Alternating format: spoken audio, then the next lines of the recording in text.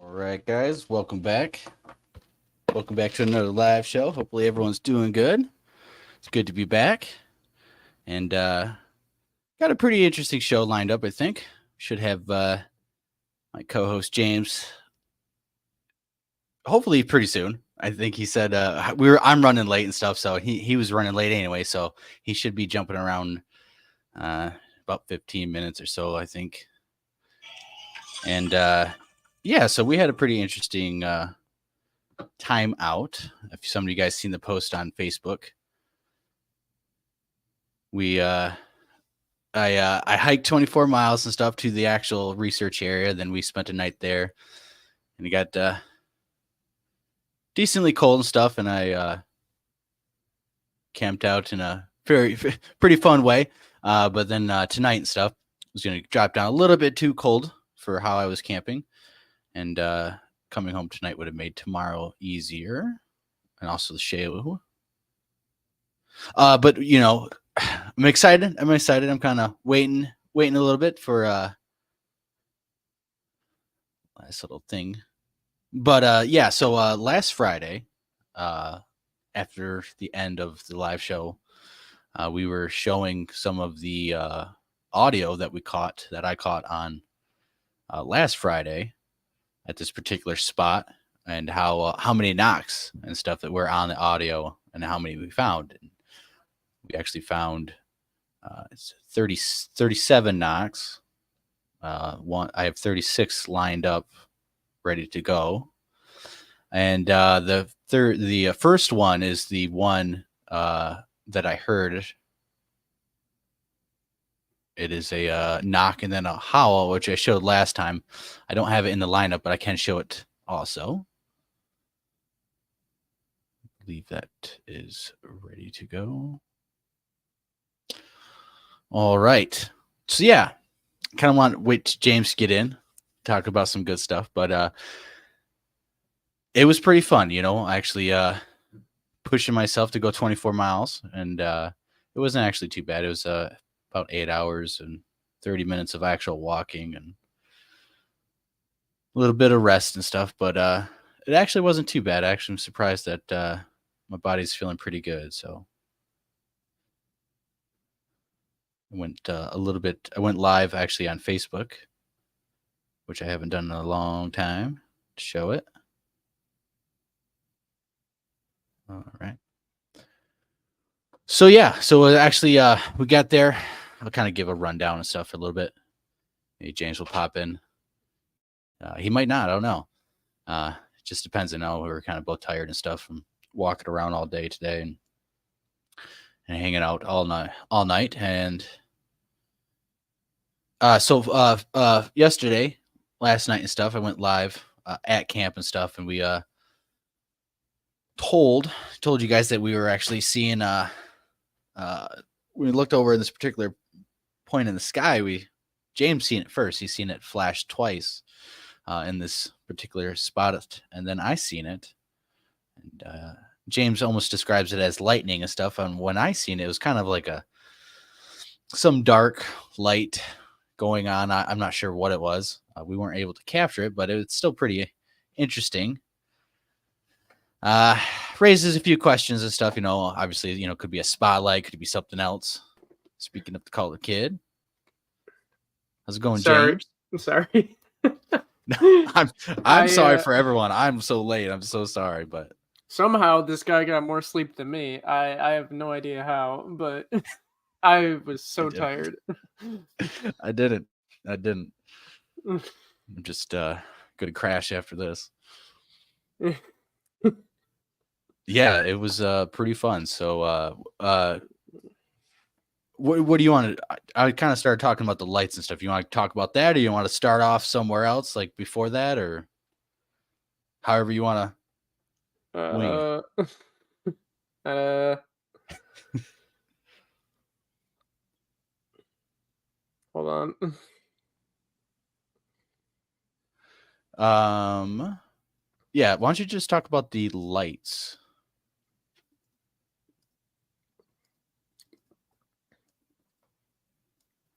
So when I got there, it was pretty dark, about like 9 o'clock, 8 o'clock area.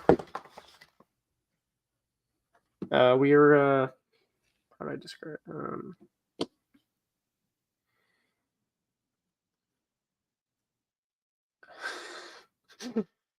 I'm trying to figure out how to describe it without like giving away the area, We were in a secluded area with activity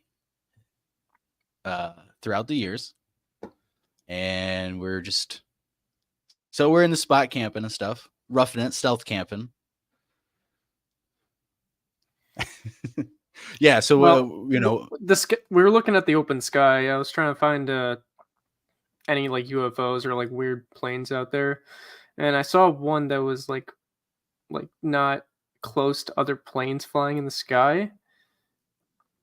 I don't know if it was just the angle we were at, but it looked like it was like zigzagging towards us, and then it just turned into like a regular plane. I don't know if it was just the angle, but it was like really weird. The night sky was beautiful, honestly, and that particular instance we were seeing some lights, and I think it was a jetliner going one way. Then when it got a certain distance towards us, the front of the light that was covering the red back of the light intensity changed, and then you could see the red light as it was passing by. That's my take on that. But we did see those lights, that the flashing lights in a different spot. That was actually pretty interesting too. Why don't you describe that? Because you were the first one to kind of see that. Hold on. Are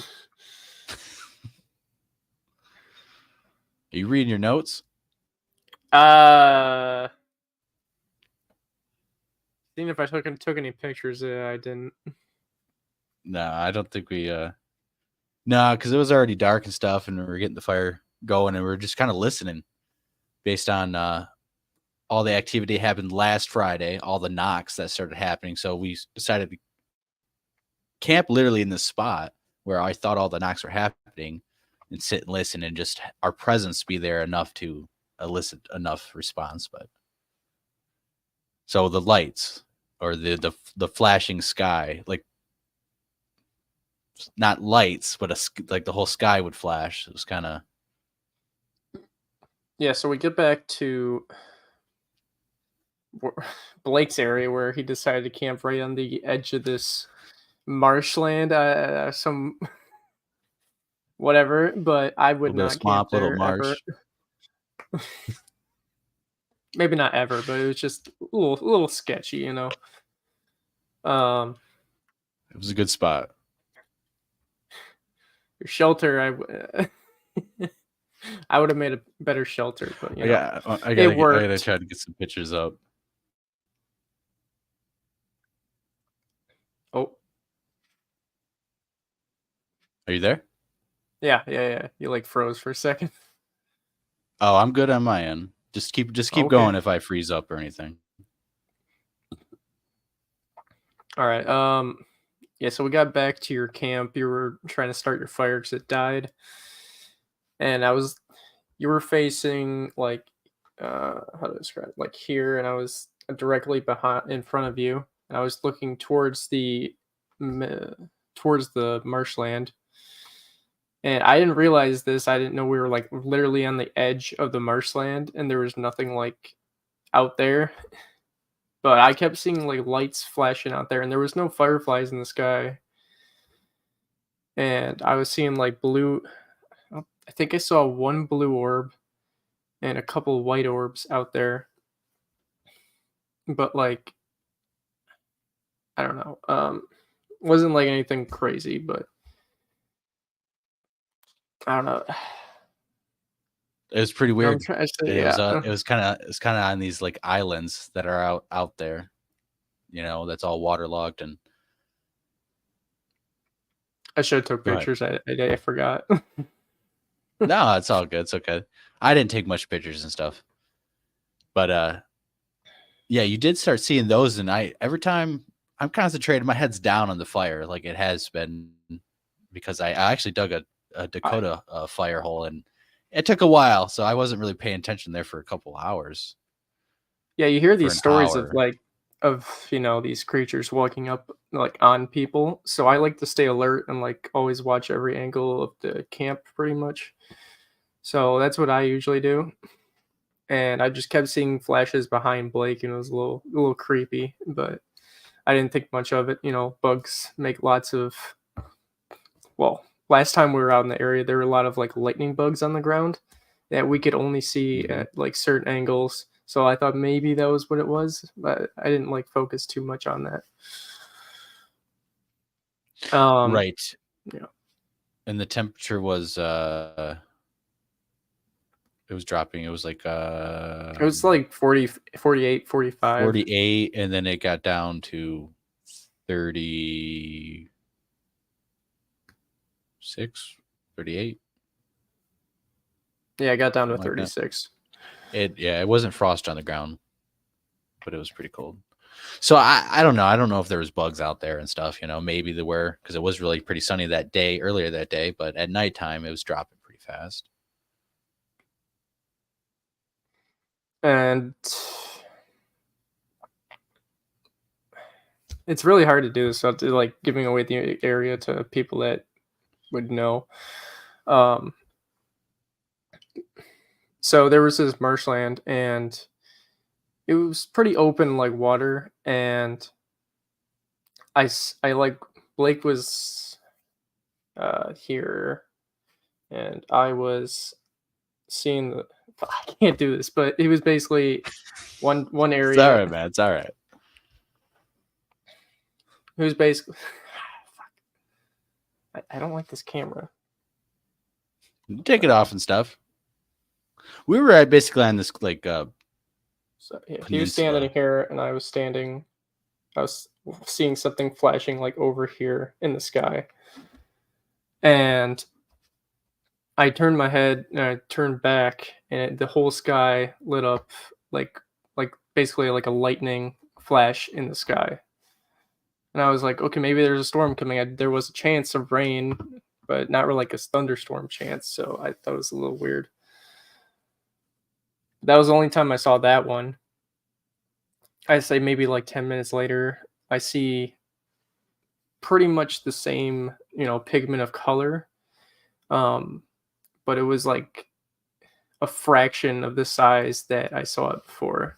It was just basically a flash in the sky, and that's pretty much all it was. And then I said, "Hey Blake, I just saw this." He turns around, like maybe a couple of minutes later, he sees it too. And then it never Yeah, happened again. glancing over there because where you mentioned it twice, and so I just happened to keep looking over there, hoping I'd see it. And what I seen was it flashed, and it was like the color was almost like a dark blue or a black light, but not intense. But it was like that kind of a color, and I don't know, maybe it was some type of weather phenomenon. It was And pretty I interesting, I was guess. thinking maybe it was like a spotlight or something, but apparently the area we're in, it goes for like a couple of miles of like marshland before you get to the road, so it would have been pretty far away for it to have been civilization. Yeah, and there's no airports or towers like that that have flashing lights and stuff close by. And that's not something that happens all the time in the spot when we're over there. So it's not something that's constantly going.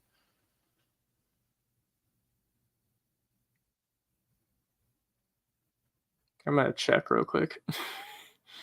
Go ahead, double check. I mean, we were trying to think of like, maybe it's someone had a boat out or something. It was some boat light that they just happened to tilt up in the light in the sky or something. I don't know.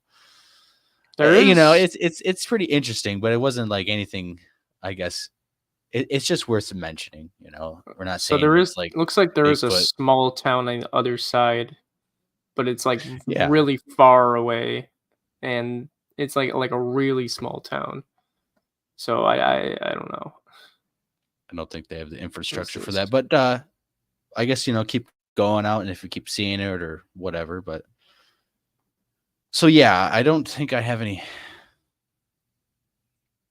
I can't show any pictures unless I hmm. do I guess put it as my background and stuff. But basically I camped out, and my shelter was a tarp and 2 Mylar blankets next to the fire. And slept like that, had the audio recorders going and stuff, and I checked a little bit of it today, and because I thought I heard 2 knocks and stuff, but gotta do some investigations, so wasn't able to find those particular ones because I had the recorder too close to camp, and I was making a fire and building a fire, so you hear me snapping sticks and stuff. Interestingly, though, the snapping of the sticks sound much different than the wood knocks we got from last Friday, so it is kind of a good comparison because you can actually hear and tell the difference between it's a snapping sound of a stick, different sizes of sticks, and then like the thumping of the wood knock. So Blue-eyed northern. Yeah, we do have northern lights, but not they're this more far south. green and purple. They're not really clear. And they're not Unless far it's this far south. Usually you have to go up yeah, north, yeah, like to the UP, to see them. yeah. I've So never seen them down here in this where we were at. so we kind of heard some what ifs. I think you heard, was it a knock or a yell or something that was, but you weren't really sure right at nighttime. I There was actually actually by our camp when we were sitting by the fire when I went like Raves we were seeing those lights and stuff. We did hear one single knock, and then that was it. we heard something because I actually was scrolling and did find that. And I actually, Oh, you you can did? see it. Okay. Yeah, you can see it, and then you react and say, what was that, or did you hear that, or something. So I actually do have that, and we can actually show and stuff. But I haven't looked through all of it and stuff. I kind of just super skimmed really fast on top of doing everything else. So that is actually pretty cool because I didn't think anything happened really Friday, that we honestly caught stuff on Friday. I didn't think anything happened enough that we caught stuff on Friday. We actually caught some audio on Friday. And then today, I honestly thought was going to be, I thought it was going to be a dud, honestly. Cause I guess I went in with way too much. I just thought everything was going to just sound off or go crazy and we'd have some crazy event happening. Right. It didn't really happen Friday. So Saturday morning, we do our walking and we're trying to actually look around for a specific spot of a supposed encounter. And then when we're walking around and stuff, we cross a couple different water areas and land bridges and stuff, and then we get to this pile of rocks. It's just a small little pile of rocks and stuff, and I mean, you were just talking and stuff, and I don't have the video camera going. I don't have my audio recorder going. Right? Yeah, last time we were in that area, we started feeling some type of like someone was watching us vibe, and like, you know, I think there was also the group we were with. Someone said they heard something moving around, and just everything got real quiet, and that's exactly what happened when we rolled up to this area. Everything got quiet. Yeah, so I it wasn't running anything. Me and you were talking, just looking at this the spot, this fallen tree, and all of a sudden we turn around. We take maybe 5 steps, and No, I literally turned around. I didn't even take 5 steps. I turned around, took 1 to 2, 5 steps. All of a sudden, this thing crashed. Me and James about fly out of our skins. And then I turn my auto recorder on, start filming. Turn to James. What did you hear? We heard this. You describe it. How would you describe it? It had to have been a tree for sure. I just don't know if it was like pushed over or it like something picked up a tree and hit it against another tree. It was that much, like the sound was so loud. It was, I don't know. It scared the crap out of us though. It was intense, man. I'd say it was like maybe a football field away, if anything. Yeah, it was within 100 yards, I would say. It was kind of like we turned around because it's a fucking dud. It's like, oh, man, this. Yeah, we're like, nothing's going on here. Let's go back to home base and get a new plan. And here I am I'm kicking myself in the butt so much right now because I could have just had the audio recorder going in my hand, which we then spent the next 2.5 hours out there. I get it though, because I usually have an audio recorder going too, because you never know when something's going to happen, but you're wasting so much battery and footage, just nothing going on. So I do get it. Well, I had it with me. I was going to take it and put it away from camp and set it somewhere else, but I just never did. And then it was in my pocket the whole time, and I didn't think about it until after that happened. And I instantly turned it on, start filming with the GoPro. I turned to you to get your first impression as the moments just happened, as you explain it. And then we walk right over to where we think this is happening, slowly waiting for, kind of scared a little bit because it was loud, unexpected, but we walk over there slowly and stuff. And, it's thick. There's some down trees to where maybe it was behind this or it smacked on. No, we waited, made a low whoop call, and then we had some other people with dogs and a kid that walk up on the trail behind us about maybe no more than 10 minutes after this happened. Pretty much, yeah. And I wouldn't have known they were there unless they one of them whistled, I think, because they had the dogs. And I saw them through the forest line.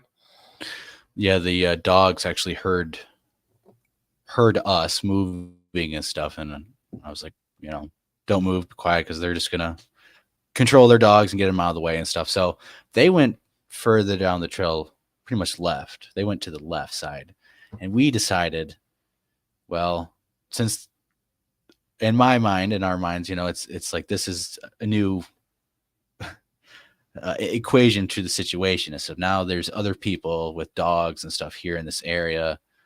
What's the Sasquatch going to do? Because it's not just now, it's us. So we thought that maybe we could go to the right and on the maps go to a swamp, and there's some hilly spots. And basically we were out there circling for 2.5 hours, listening, and have nothing else happen. I wasn't convinced it was, it was a Bigfoot, but it was like really loud. So I was looking for like a tree that like fell, but I never found any tree that fell. We it were was trying to weird. find it. We couldn't find any. We circled the whole anything. area within where we heard it pretty much.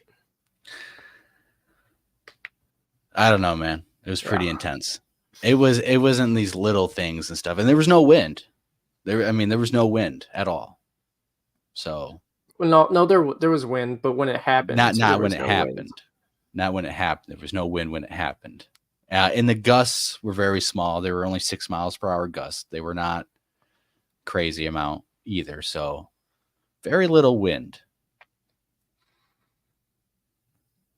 But that's about it. Now we do have a couple audio from last night that we actually found that you actually heard. I didn't hear it. You hear it.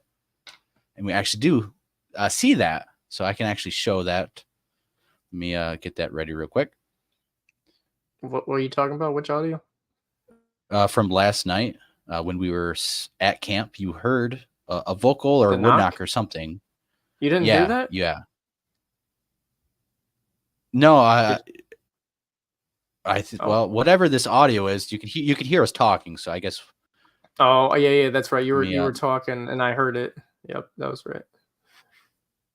Let me just get this set up and stuff, and then we can show also all the 37 knocks, or it's 38, or there is a lot. It's like it's a ridiculous amount of tree knocks that definitely sound intense and stuff. So let me we got find to this because there's 11 hours of audio, and it's right here, I think. Yeah, so after we go into the woods and started looking around for this tree that we thought fell, Blake finds this patch of rocks just in the middle of the woods. So we decided to sit down there. Decided to sit down there for, I don't know, half hour at least, and just listen. And I found this dead tree. I don't know how big it was, but I tried to recreate it by pushing it over, and it was not even close to what we heard. It was like maybe a quarter. It was just really loud, whatever it was. Like a huge like oak tree I pushed over or something. That's what we were looking for, pretty much.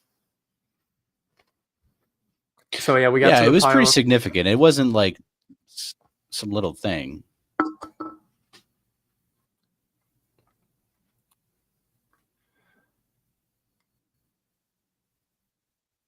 Yeah, so we sit at that rock pile for maybe like half hour. And there were a few maybes in there that we kept hearing around the swamp. But they're maybes. That's the issue. They're not really definitive. Yeah. A lot of the trees were making weird noises. Not good enough. Yeah, the trees were making weird noises, and just lots of like birds, and I don't know, just a lot of maybes, and yeah. Yeah, so we, and you can't really count that as anything because it wasn't really significant and stuff. It didn't really make us jump out of our pants like that tree getting pushed over or something getting smashed into something else. Like, it was a big commotion, and we really couldn't find any evidence to what that commotion was, even though it sounded like, there's something on that hill. It was like literally like that. It's like there's something on the hill right there.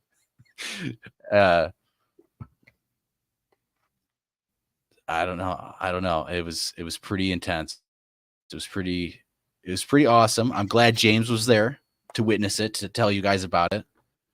It sucks that we didn't get it recorded, but you will see a video of us moments right after, seconds after the video pops on and we start doing our thing out there. And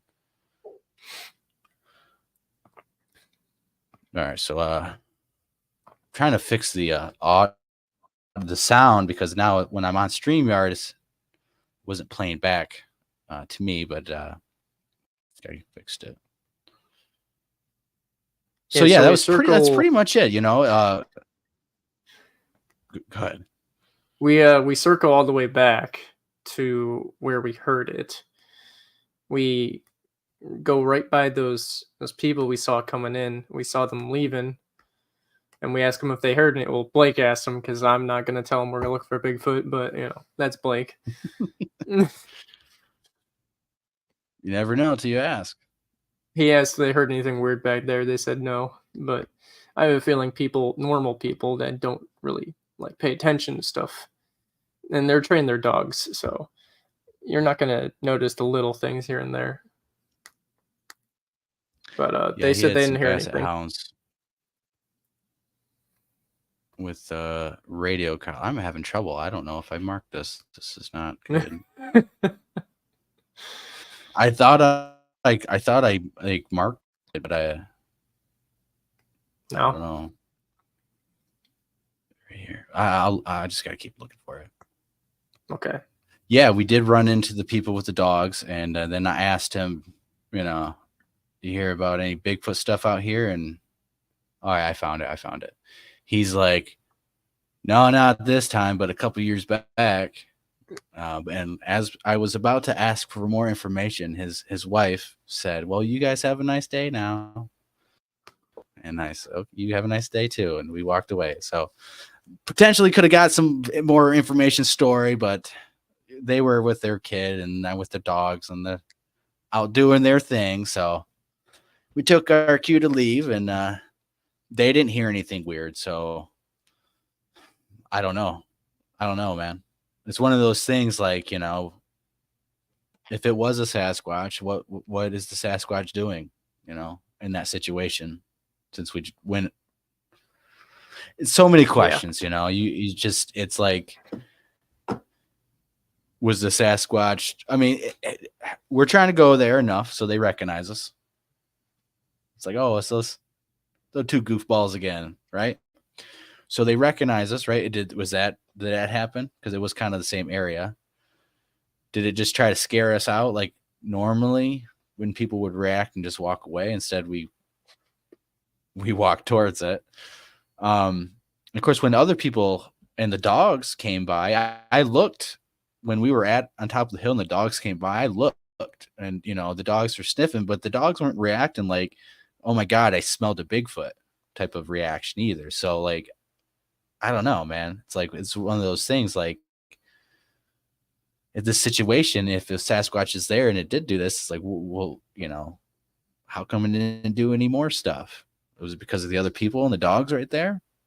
Did it have to worry about dogs chasing after it? Or just, you know, because dogs are able to sniff and find and actually chase a Bigfoot and catch up to a Bigfoot rather than, you know, people. So I really wish those people didn't show up, because I think potentially things could have been different. It would have been in a different situation. So if there was Sasquatch there and it did push the tree over, it would have been a different situation. Maybe there would have been less pressure and it would have been emboldened to do more stuff with us. That's what I feel. I was kind of bummed out. That's the only thing that happened.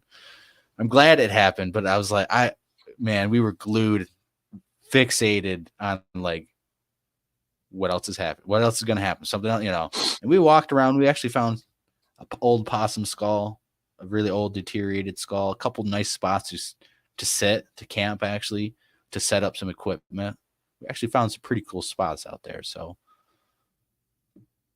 it's one of the things we're going to have to keep investigating, keep going out. And I believe we're going to keep getting more experiences, because this area is actually shown to have got a couple of different things going on with us and historically and stuff. And so that's kind of the after report. That's kind of what the show was about, the after report of what happened and stuff. We would have stayed out there today, but I don't know if we could have stayed up all night and done much, man. I know I'd have been freezing.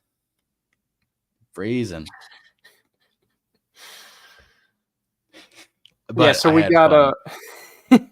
so after we're done talking to those people, we go back to where we heard it, and we just sit there for not an hour, but it was probably like maybe 20 minutes to a half hour.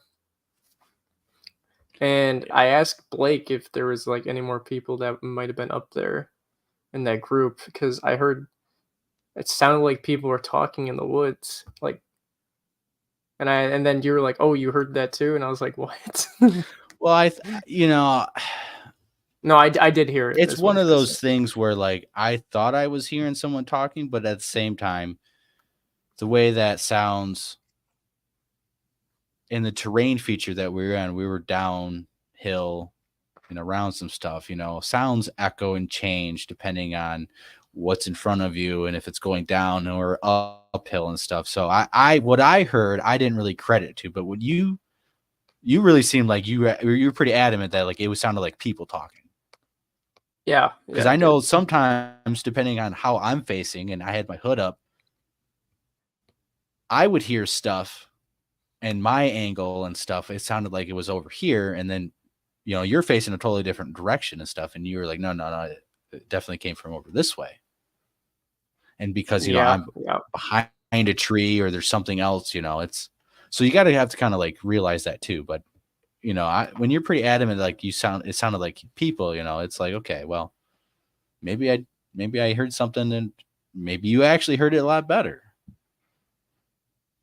I couldn't tell what was being said, but the thought came to mind, samurai chat, but we didn't hear anything after that, so I don't know. Yeah. So we will be back. Yeah, I We just will said be we'll just back. leave it alone. We don't want to push it too hard, and we was like let's just go back down the road and see if anything follows, and nothing did. But And then we it's waited. better than. We waited. Do we camp Oh, all night? Yes. Yes, we do. I guess I guess I could pull up a picture. I literally my camp was I made myself into a sandwich with a tarp and some mylar blankets next to the fire. It was pretty as rough as you could get, and the mylar blankets actually will save your life in an emergency situation. I can actually attest that they actually work pretty good. That at this temperature and above, you are definitely able to sleep all night. You might be a little chilly at sometimes, but you definitely will survive and not freeze to death. Any lower though, and nah. yeah, so where Blake But it was was. Oh. go ahead. Go ahead. Where Blake was camping out, where he was about to show the knock at, Yes. where that knock came from. I was hearing something over there in that area, but the issue is when I woke up in the morning, I was over there in the morning, is that whole area that I was hearing stuff from was like in the water. So I'm guessing it was on the other side. There was like a wood line over there.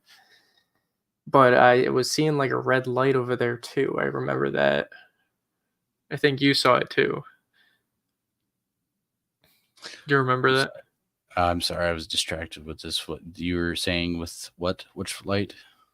There was a red light we saw on like the far end of your camp towards the water. I thought I seen something out there, but like you were saying earlier, you're seeing these lights out there, and we're not quite sure if it was like a bug or something because it was kind of hot that day. It got up to like 50. But there's not really too many bugs that glow red in the dark, so Yeah.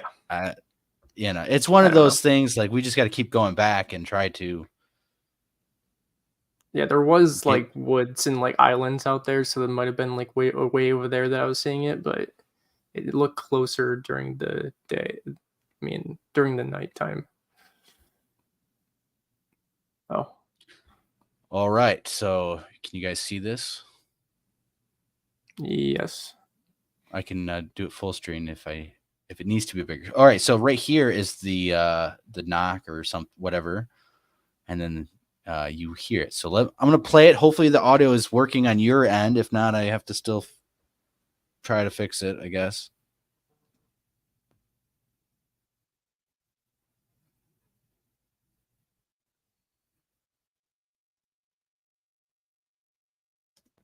Did you hear that, James? No, I didn't. You might have to make it louder if possible. No, I think it's I don't know. I don't understand because yeah, that might be why. Yeah. Headphones, speaker. It was working last show. Then like halfway, I was showing the audio. It just stopped working. So, but Weird. you guys can see it. You guys at least can see it. And this is actually our voice. This talking. This is all talking. Human talking right here. So we actually did capture that. Let me see if this works now. Oh, I hear play it again. It froze for a second. But you heard it, right? I don't hear nothing. There is audio now, so yeah, I did. Okay. Oh, yeah, that is what I did hear. Okay, I hear it now too. Now that sounds like a vocalization. It doesn't sound like a woodknock or something. I mean, the more I listen to it, I don't know. What's your opinion? Because you're the one who heard it. It sounds. You think it sounds. Go ahead. You're thinking it sounds like a mouth. You know, like a mouth. You know, well, the signature of it doesn't look like the woodknock. I mean, we have 36, 37 woodknocks we can look at. This one doesn't really look like those because it has this thing on the bottom too. This little. I don't use this software, so I'm not sure. Okay, I'm gonna keep playing it and stuff. Okay, so what's everyone in chat? Can you guys hear it? I can amplify it and stuff too. So let me know.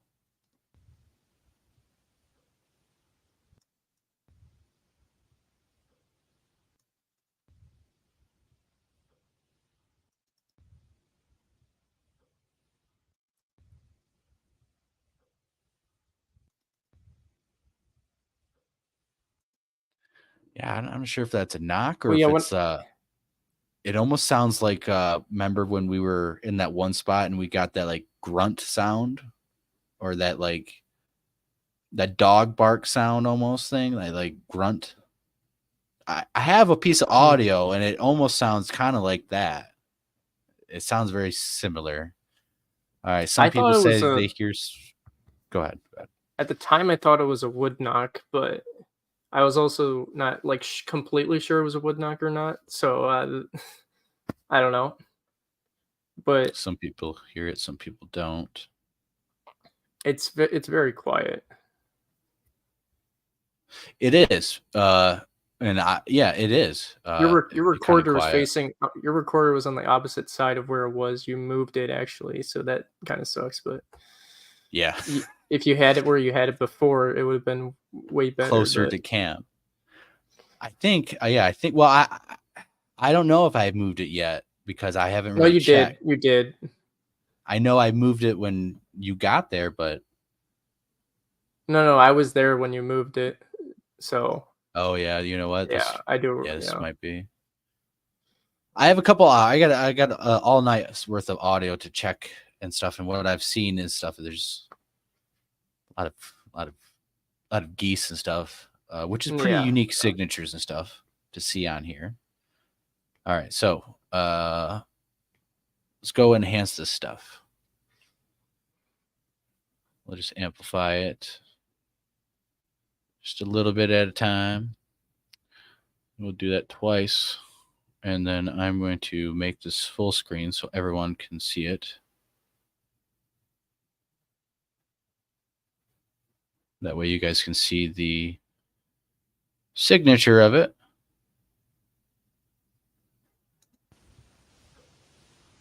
Oh yeah, that's way better.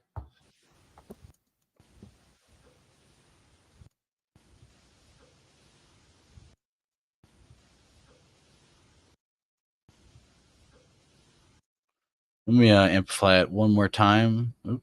Yeah, it doesn't sound like a woodknock, but it does sound like some type of like knock. I just don't know like what would cause it. It's almost like I don't know. It seems off, but You know what I'm Like thinking, right? Where like they like put their like a finger in your mouth and you put it like one of those. yeah, that Like pop a sound. pop sound, yeah. Go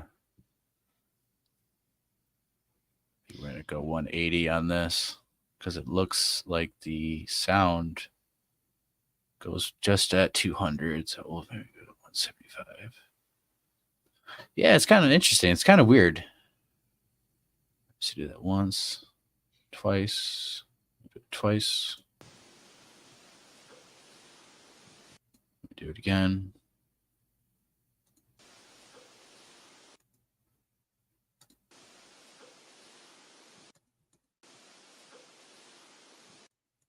You can keep hitting the play button up top. You don't gotta keep like clicking right there, but that's I don't want to play the whole section. I got it.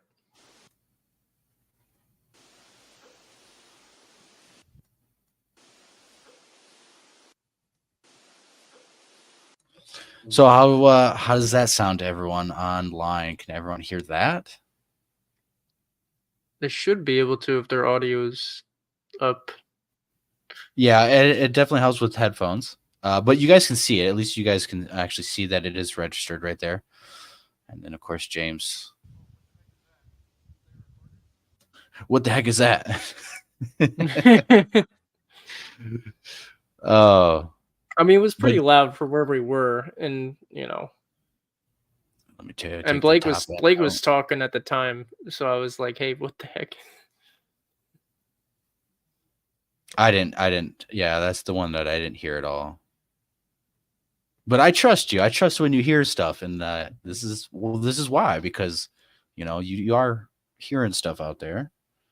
That's why when you said you heard talking from the spot that we had this activity, I believe you definitely heard stuff that sounded like that because you got some good ears. I don't know about that, but When I don't hear stuff, you hear stuff, so it works. someone said mouth pops or cupped hands. I didn't even think about that. Yeah, almost kind of like that. I'm not quite sure.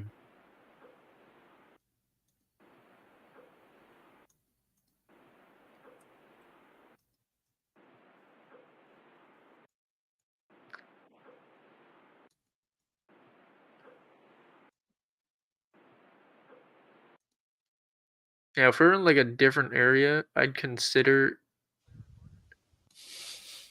If we were in a different area, I probably wouldn't be so sure on if it was or not. But just based on where it came from, and knowing that there's probably no other people out there besides us, it was a little creepy. Yeah, barely. If you're listening, I mean that one is kind of in the background. It is kind of hard to hear. The recorder didn't pick it up as good as these other knocks, which I will show you guys because let me do that real quick. Right here. All right, so this is all of besides the first knock that I heard that happened like 3 hours before this, or 2.5 hours before all this, or a couple hours before this. These knocks happened in a 2 hour and 45 minute time period. And I have all the times wrote down in my notebook over here. So now you probably all aren't going to hear all of these that are at different, you can tell they're different volumes and stuff, but some of them you definitely should be able to hear without enhancement. But let's just run through and you guys can count if you want to, how many.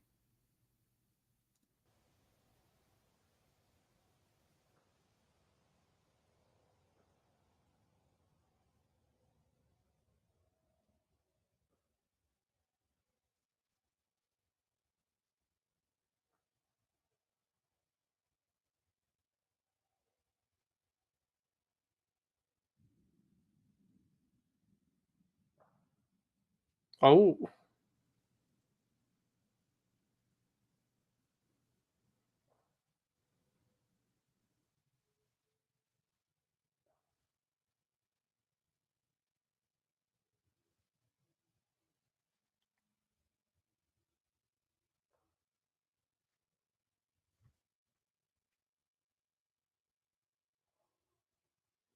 That was hard to hear, but it is there. What is it? These ones are obviously loud. This is a train whistle.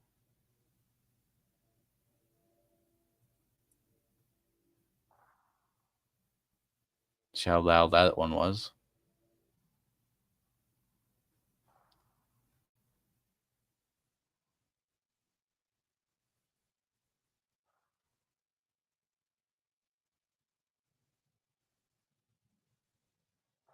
So I'm in the car, and my car started with the heater on. That's why you hear I have this background. So here's one right here. And right here.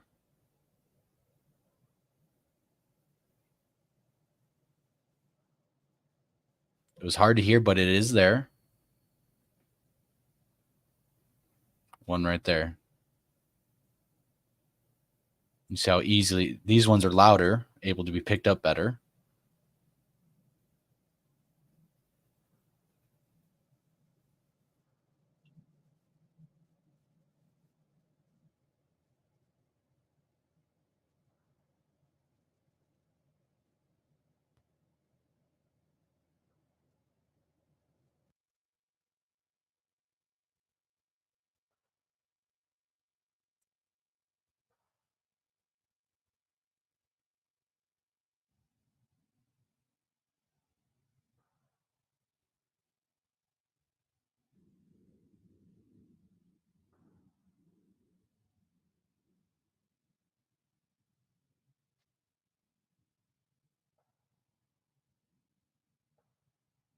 Double knock right there.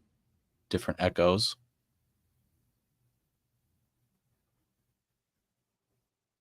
So here's a whoop right here, right before a knock. It was like a short woo. Mm-hmm.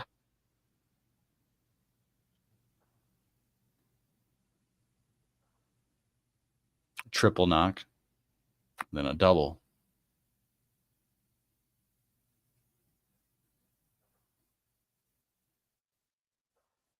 So how far were these knocks in between? Were they like pretty like close, or did you have to like search for these? They are spaced out actually. They all now these in each section right here, like this triple knock, they happen right after like this happened in real time. Okay. These double knocks, real time. Well, yeah, I can So see the clips, but yeah. yeah, I meant like they were just throughout the night is what you're saying. Yes. I don't have there, let me pull it out. Yeah, they're spaced out through a 2 hour and 45-minute time period.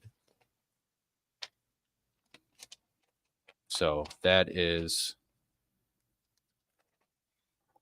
like the first ones, the first 4 tree knocks happens 34 minutes into the recording when I reset the recorder. 34 minutes into the recording. Basically, this is what happened. I heard what sounded like a knock and then a small whoop. Like this is what I heard right here, except for the whoop was after the knock. And I was in the different section of woods, and I crossed this open area and a marsh spot to get closer.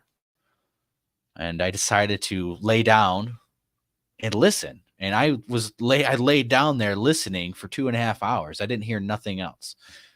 I'm like, okay, whatever. I'm gonna go to the car and stuff because it was too cold and stuff, and I wasn't camping out there that time. I had to leave early in the morning. So, but out there, put the recorder out. I kind of, cheated a little bit. I just put it on top of the car. I'm not gonna lie. I just put it on top of the car, and I slept in the car. And that's why, right here, I have the car on and I turned the heat on because it's getting too cold. But the knock still happened. So I didn't know any of this was going on. Actually, in the car, I was kind of thinking, well, I heard that one whoop and that one knock, and I did get it on audio recorder because I will show you guys right now. And I did show you last time. This one's super enhanced and stuff, so I gotta break it up. I enhanced it too much. Because it is in the background, it is hard to hear. But I heard that, went out in the field. 2 hours and 30 minutes later, I thought, well, that must have been the only thing happening.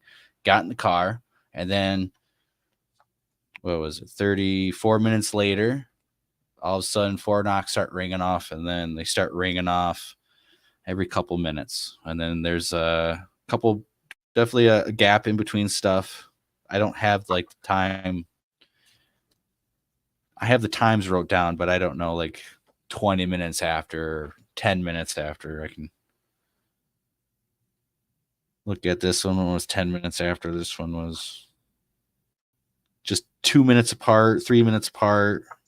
A lot of them are from an hour and 36, hour 37, 35, hour 39, hour 30, hour 40, 5 hour 40 minutes and 35 seconds, hour 41 and 16 seconds, hour 41 and 45 seconds, hour and 42 and 42 seconds, an hour and 45 seconds, 2 knocks, an hour and 47 minutes, 3 more knocks, an hour and 52 minutes, another knock and stuff. So like some of those ones are spaced pretty closely. Actually, they actually go like that for a while. So, all right. Let me. That's not good. Or wait, nope, found it. Okay, good. I was trying to find my audio from last night, and I thought it was corrupted, but no, it did save. Because I did the same thing Blake did, where I just put it on top of my car because I slipped in my car, and that was not a good idea because my back is a little fucked up. But yeah, it was just a little uncomfortable. So my recorder isn't the best in the world, and I didn't really care what happened to it, so I just put it on top of my car. And it looks like it recorded for 3 hours and 6 minutes, which it should have been longer, but I'll take it, I guess. It got pretty cold outside. I'm guessing it just died because the screen froze. So I was just gonna look through really quickly and see if I see anything out of the ordinary. All right. So right here, this little line right here, about almost the size of the cursor, is the wood knock. This line right here is the howl. And so this is actually pretty far away.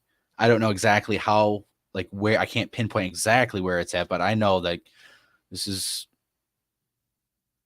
200-300 yards away. And it is really hard to hear. And I've tried to bring it up. It's basically really hard to hear. You're almost not going to be able to hear that knock unless you have the headphones. I enhance it all the way. Oh, and then Blue-eyed Northern wants to know what distance it was from what distance the knocks were, if you know. Okay, so this one, it was like 200, 300 yards away. I'm not quite sure because it was 300 yards at least to walk over there. And I thought, and where we camped at yesterday was where I thought this knock happened. Okay, so that's why we camped at that spot, because I thought that's where this knock came from. I walked over to that spot, laid down, waited 2.5 hours, nothing happened. And then we had all that other stuff happened. I don't exactly, I can't tell which direction or distance from the car from me and the recorder based on the audio recording. But you can tell in the recordings that there are, I guess, let me go back to it.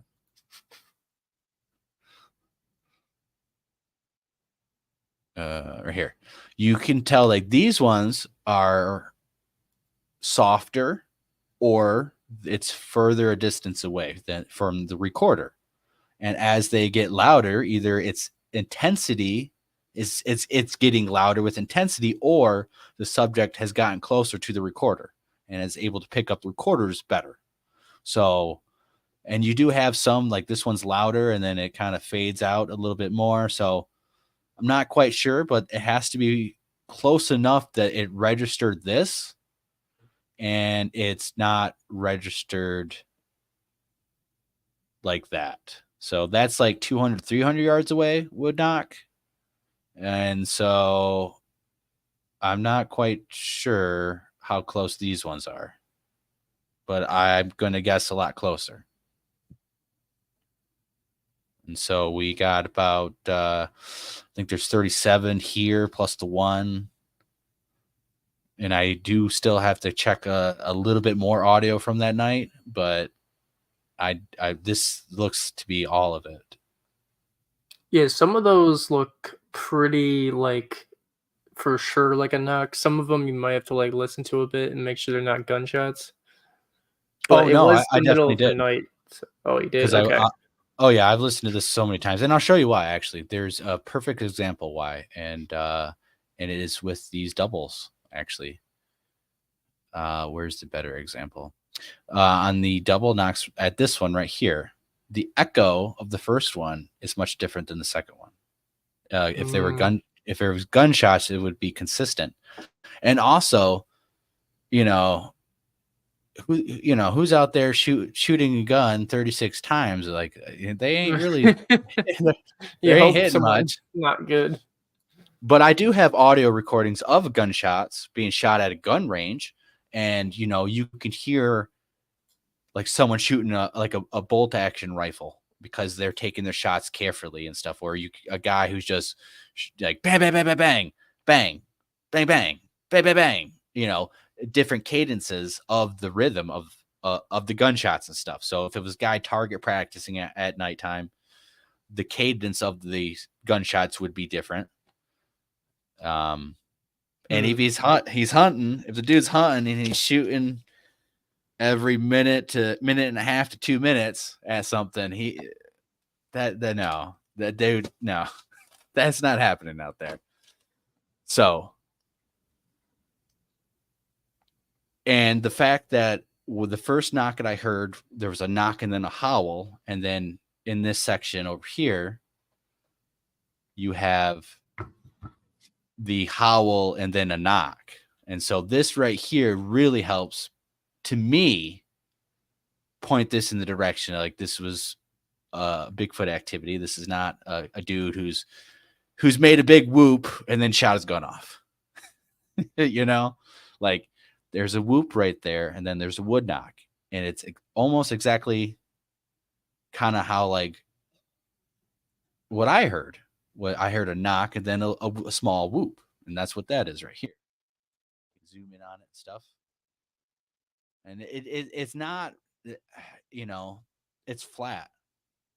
It's not like people talking or birds and stuff, and it's like all over the place and stuff. So whatever it was pretty short duration.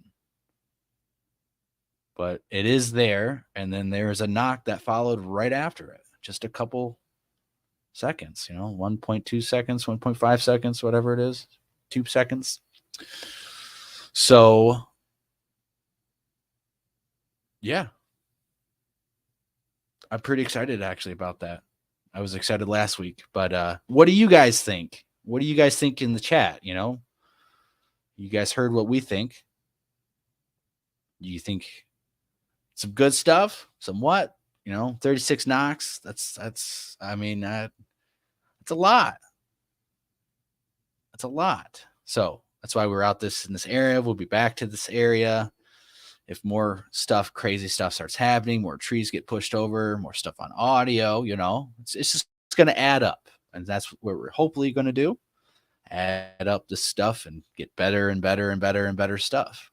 And that's what we do at the Lost Cryptids Conservatory. That's what we were founded on, is this research and stuff. We've been doing a lot of this other live shows and exposing hoaxers and stuff like that. But what we really do is the research and actually going out there, camping out there in the middle of a swamp on a little peninsula. And, we're out there. That's it. And we experience stuff, and we try to get it captured and present it to you guys. And that's what we do. And we show you guys. You know, we ain't just trying to tell stories, you know, reading emails every week and, you know, I got a story for you guys. I got a story. No, we go out there and we experience the stuff and we try to capture it as evidence. And then we show you transparently. So anything else, James? Yeah. What are we at? We're an hour in. That's not too bad. And an hour in. So what do you anything else you want to comment on? Is there questions in the chat? You guys want to know anything else for particular question on any things that we explain, any of the experiences or stuff that happened at the Knox? And we still have, James, you have your audio to check out.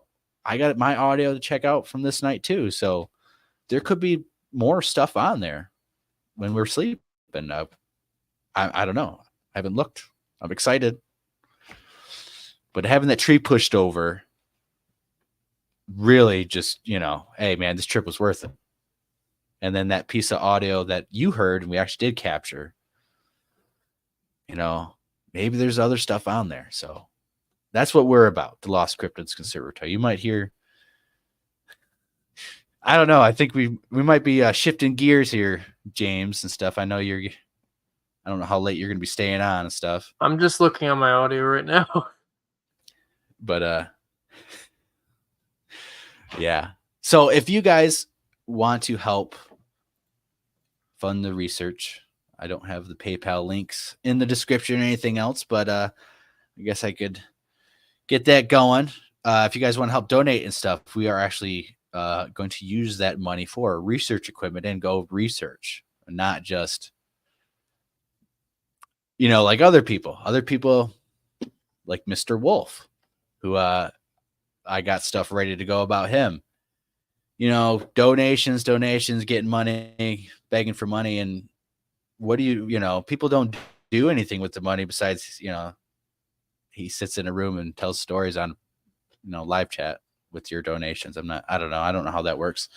If you donate here, we're going to get actual equipment. The first things we're actually going to do is more audio equipment, audio housing, and extended battery life for at least minimum a week-long duration, most likely programmable at nighttime. So it only records nighttime, but I want to do all day. It's just going to be more data and more stuff to go through, but we're going to be sticking some of these audio recorders out there, long duration audio recorders in some of these hotspots. And I have a feeling we're going to get some stuff. So if you guys want to help fund that, help make that happen, the more we could actually get, the more audio recorders we can set up, like a net out there, you know, have a couple out there in some of these areas, a couple different areas and stuff to get audio and stuff. So we're definitely going to get it, you know, whether we get donations or not, it doesn't matter. We're still going to go out there. We're still going to experience our stuff. We're still going to capture evidence when we can, when we have our equipment on. And that's what we've always done. That's what we've been doing. That's what we always do.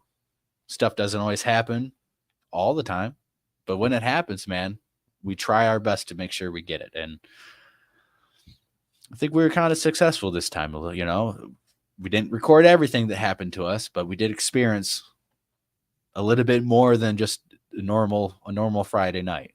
So out in the woods. So I'm pretty excited about this area.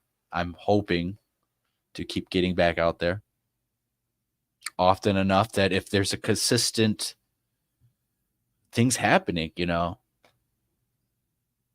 it's just going to add up. It's going to add up. It's going to add up, and it's going to add up. So that's what we do here at the Lost Cryptids Conservatory. We got more stuff on the way. It looks like I picked up those coyotes you're talking about. Yeah, they were over like by 30 minutes after you left. It looks like. I didn't hear them though, so that's a good sign, I guess. Yeah, there wasn't. It sounds a little weird though, so I'm gonna have to like go through it a little bit. I don't know. It'd be nice if there was something else there, but it looks like just coyotes. Just the pitches are different. Yeah. So I'm excited. You know, I'm probably gonna crash after this. I'm not gonna look through the audio, but if we find some stuff, we'll definitely be talking about it, make some posts and stuff. I'll make all these knocks. I'm gonna try to post just the original and then try to enhance them a little bit so people can have two different versions and maybe hear some of the stuff they're not able to hear on if you're just using a phone. And all the knocks that we heard, the 36 knocks, those are not enhanced in any way. Those are as is. So I did not enhance any of those things. So it might have been hard for some of you guys to hear, but at least you guys can see it. I'm excited. And I really think that the more we get out there, it's going to happen. Been pretty adamant about that. And I think we kind of have a consistency that, in the long run, we're definitely going to continue to get stuff. It might not happen every single time we go out, but in the long run, we are definitely going to be getting stuff. So if you want to help us, you want to watch us, you want to support us, or you just want to sit back and just watch the videos and stuff, it's going to happen. And I think those of us who've been watching us for a long time and on the 168, they know that. They know that. So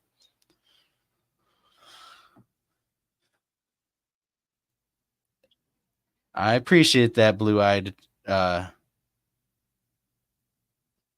Northern. Consistency does help. I don't want to. I am pretty excited and pretty happy, but I don't want to seem like full of it and type of stuff. It's just like I feel pretty confident in what we're. Call it good luck. Call it we're just in a good spot at the right time. I don't know, but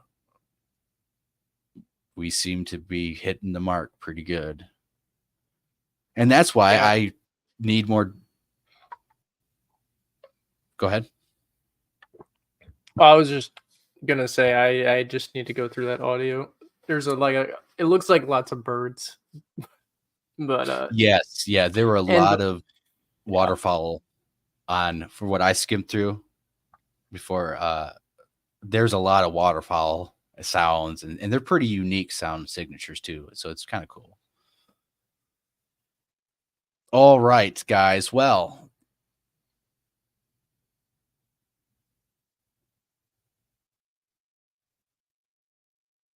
so last week's show caused a little bit of a buzz in the community, I guess. A lot of people started to watch and share it, and some people kind of got a little butthurt about it. Mainly Wolf, as he calls himself that, Josh Turner of Paranormal Roundtable. He kind of got a little butthurt about it, and he's been running his mouth a little bit and stuff. And the whole the whole thing about it is, this guy is just full of drama, toxic drama. Doesn't do anything but tell stories. I mean, that's it. So if you watch, I'm pretty sure you just go pick a random live questions and answering, or just a random one, and within 20 minutes, I'm sure he's going to start complaining or bitching about drama or some war that he's fighting with some other people. And it's oh, he's live right now. Good. It goes live all the time. Well, I got some more stuff clipped up and stuff because he, started running his mouth, and he got a little antsy pantsy because, other people were really hounded it. And let's show some clips. We got some more stuff to get into, but I'm just going to show the hype. This is the bullshit. I don't know which clip. Oh man, what clip it was it? And one of these clips that we had. Let me play this one. I think this has what I want to reference first. But oh no, I don't know if let me play this real quick. Anybody who wants to keep this war going, stay the hell away from me. Okay, I'm a man of my word. And I gave this man, whether he's honorable or not in your eyes, isn't for us to judge. That's between him and God, like I told him yesterday. I said we both have to stand before God for what we've done and said. I will, he will, and everybody here in this chat, everybody listening, everybody who listens to this, you will have to do that. Whether you believe it or not, that's what's going to happen. You're going to have to, and I'm going to have to sit there with a long list of things and tell God, I did those things. I said these things. I don't think that's the video, but anyways, I like what you did to him. That was pretty funny.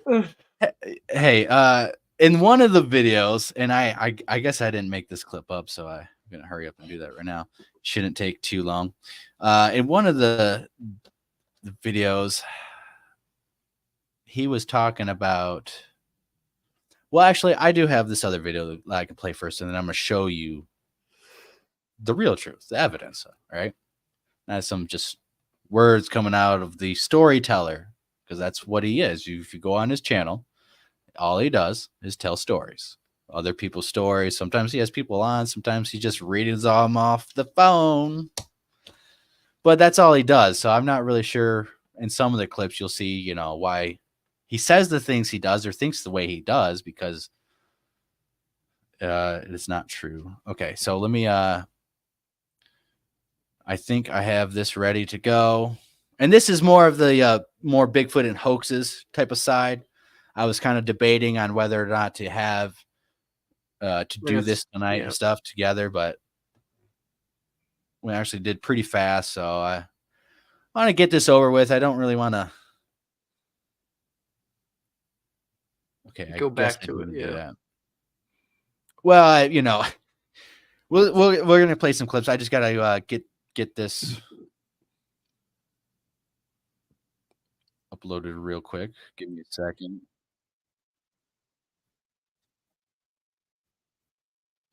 And so he basically made a so he claims he didn't watch the video and stuff last Friday week, but that was apparently a big lie. And he says multiple times, nah, that you know, I'm a nobody, don't watch me, don't give me breath and stuff. But he continues to make several long videos and rants about little old me. So apparently, he's really fragile. He's really delicate. You know, you're easily able to get under his skin without much effort from a nobody. I'm not no one to him, really. And he does say this later on in one of these clips.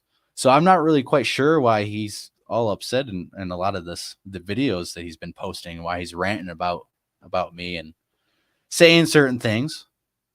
Only because I called out some of the bullshit lies and fibs and little stuff that he says that it's just like, well, that really doesn't make sense. That kind of sounds like a story you're telling and not actual fact. Like you're watching Gangland and you look to your wife or to whoever, you're watching Gangland and there's a dude on there, you know, he's your old buddy. And then you said you were watching another show with your wife and there was another buddy of yours who was on that show, but you can't name the show and you know, you don't know who that buddy is. You know, stupid stuff like that, where it's like, why even lie? Why tell the story if you know it's not real? And of course, a little bit of other stuff about. Okay, I think this is ready. And other stuff about, you know, because he said he could, you know, bench this much weight, and I called bullshit on it unless he showed it, and he got upset about that. And so let's play some clips, go through. We'll point out some of the hypocrisy and lies. He actually does lie and lies in a way to try to make me look really bad, actually. So let's get into some of this. All right, so that one should be. You know, I don't know what your deal is, dude. I can say this, dude, you need to watch out how you talk to people, because me, I'm cool. I'm not going to do anything to you. I'm not going to care.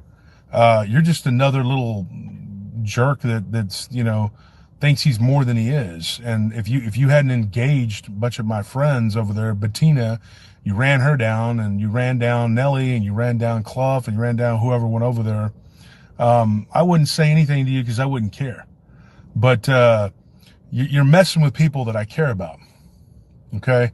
And so when they went over there and you had somebody in there talking about Carrie Arnold, And then you jumped on there and started talking more trash.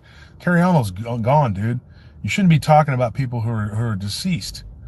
You know, and when Bettina said something, you jumped on her. Now, I'm going to tell you this, dude. You and all your little cronies. I know a few of those people, that little pack of little morons that you run around with. You're all a bunch of little Bigfoot, whatever that group is called. If anybody could tell me the name of it, I'd appreciate it. The Common Sense of Bigfoot, something that Steven Struvert runs that group. And he, you know, they jumped on my wife in there because she didn't know what kind of group it was. She got an invite. She posted her encounter, and then they started attacking her. And then I was told by several other people, hey, you know, stay out of that group, that it's just a trap. They attack people. What the heck did I just watch? Where do I need to play it again? Where did I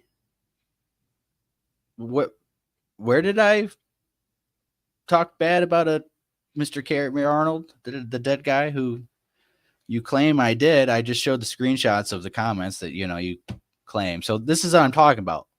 He runs his mouth and lies. That's it. It's to the fact of anyone could go on to the comment section of my channel and go look at these comments. And you go decide for yourself, I guess. But that right there is a bold-faced lie.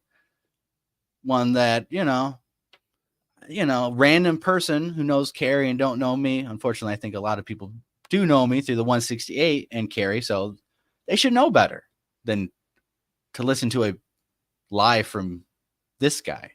And that's what I'm saying. When he talks bad about people and he just rants and raves and gets all mad, he starts just talking shit, and it's not true.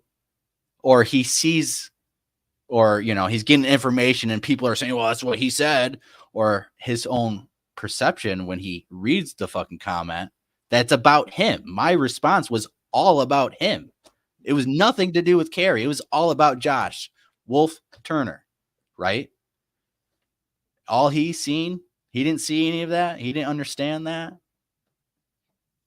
So this is the kind of stuff that is he's been making now because I really upset him. So now he's actually lying about stuff, and it's hilarious and stuff. The insults that he does to me is not new. These insults are not new. He does it to a lot of people because this is how he feels about a lot of people who he deals with in this Bigfoot dogman community that he goes to war with, because he's constantly at war, constantly doing this, and it's very toxic. This is kind of why I called this out, because you have this toxic individual who's always mad, who's always grumpy, who's always fighting with people, trashing them, and actually lying, bold-faced lies, thinking no one will actually follow through and look him up, and people believe him.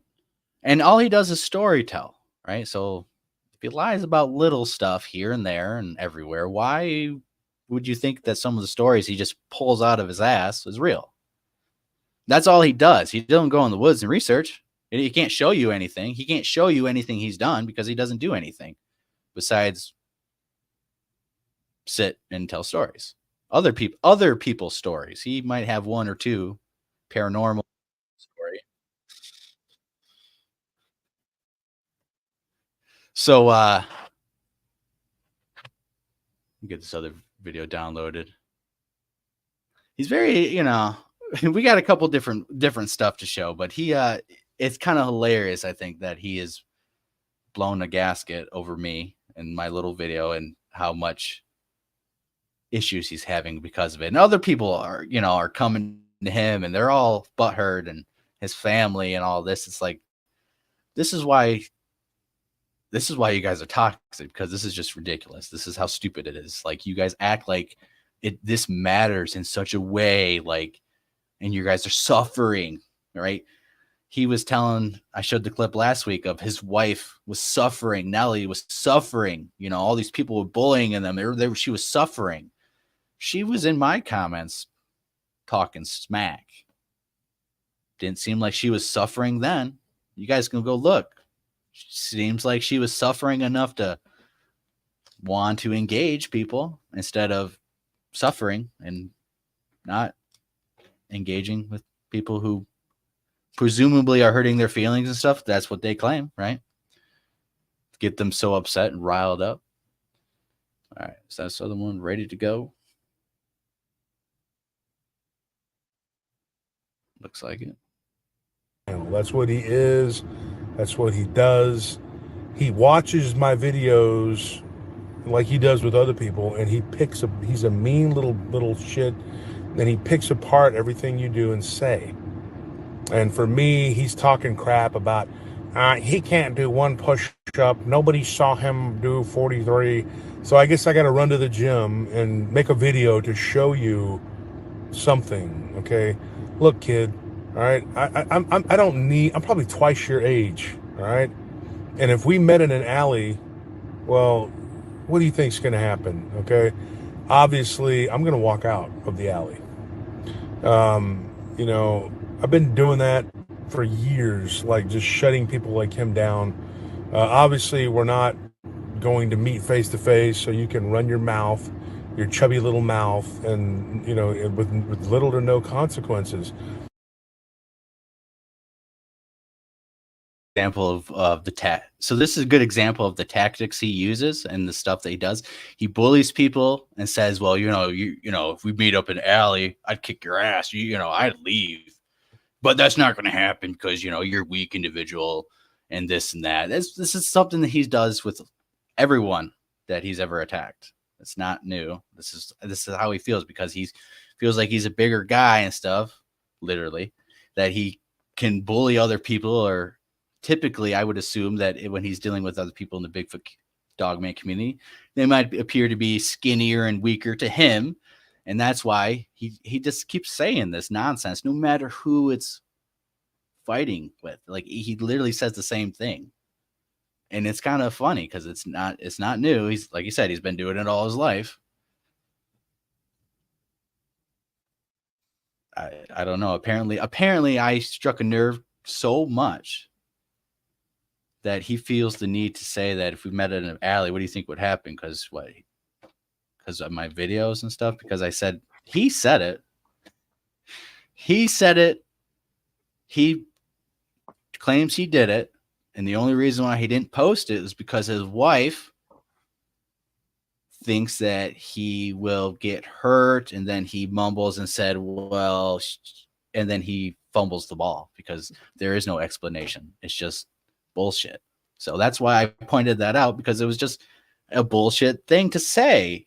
And the explanation of why you didn't post the video is because your wife said you're a fluffy teddy bear and she doesn't want you to get hurt or something that you didn't really explain correctly. So yeah, it's over the top dumb from a storyteller. When you tell stories and that's all you do. Yeah. You know, you might get called out by me because I don't like hearing the hoaxes, the bullshit storytellers from toxic people who grift for money and beg for money. And, you know, it cost him this much, you know, and we'll see it. You know, he dropped some money. It cost him this much money. He's losing money. To do what? Sit there and tell you guys stories about what other people experienced? Well, at least we go out. We show you evidence. We get stuff. At least we can show you stuff, right? I'm not sitting telling stories. So he doesn't understand the channel. He doesn't understand me. He's never watched any of this stuff. He doesn't know anything about us. He's never seen the evidence. I'm not sure he would want to, because he probably would feel upset that he doesn't have any evidence. I don't know. The dude's getting so upset. As if you guys have seen, I haven't watched all of it. I don't have time. But there's a lot of him making a lot of comments about the videos and about me in particular and my appearances and how I am. And you got a comment from the tall ones. Mr. Brent. Yes. And this is another thing. The problem I have is he's trying to bring Steven with the coalition of critical thinking and myself into drama between you two. He's failed to realize that you and Steven exactly. He goes on to a rant and claims that I'm friends with Steven and all these people who I'm not friends with Steven at all. because he's another toxic individual. And Brent disagrees with that, but that's okay. Steven is smart. He's book smart. He's incredibly smart. He's a jackass and an asshole to everyone who goes into that group who wants to ask a basic question. That's toxic. That doesn't help our community. Josh is the same way. And the fact that he's trying to start drama between me and Steven as if we're friends and all this, he doesn't have a clue. He's made up stuff in his head and he's just throwing it up on people and hoping everyone will have their mouths open and accept it, because he doesn't tell lies. He doesn't tell stories. It's just the gospel and truth. Well, it's bullshit.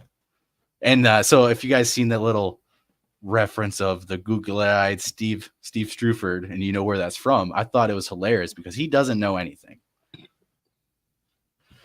And that's another person who's got in with Josh and some of the people, and he just, more of the same stuff. So he doesn't know what I'm about, or he claims I'm just attacking people. He doesn't look at the videos. He doesn't view the evidence. I'm actually calling out hoaxers and showing clips and telling lies and bullshit. And in your case, you don't have evidence and stuff. Josh doesn't have evidence to show, but he does have stories that he does tell and fibs and little lies and shit that just doesn't make sense. And it's like, well, sounds like you pulled you out of your ass, honestly, because, you got 9 Dogman stories locked and loaded, ready to go. What? Okay. I mean, I could do that too. Instead, we go out there camping and laying in a tarp, freezing, hoping to get actual real evidence. So maybe you could tell our stories on your channel one day, since that's what you do. We don't do that here. He's under the misconception that since the live channel, we've done a change of programming on the live channel, the live shows. He thinks that's what we're all about. Unfortunately, the foundation couldn't be further from the truth. So let's get some more video clips. Let's just get them as fast as we can. There's a couple more.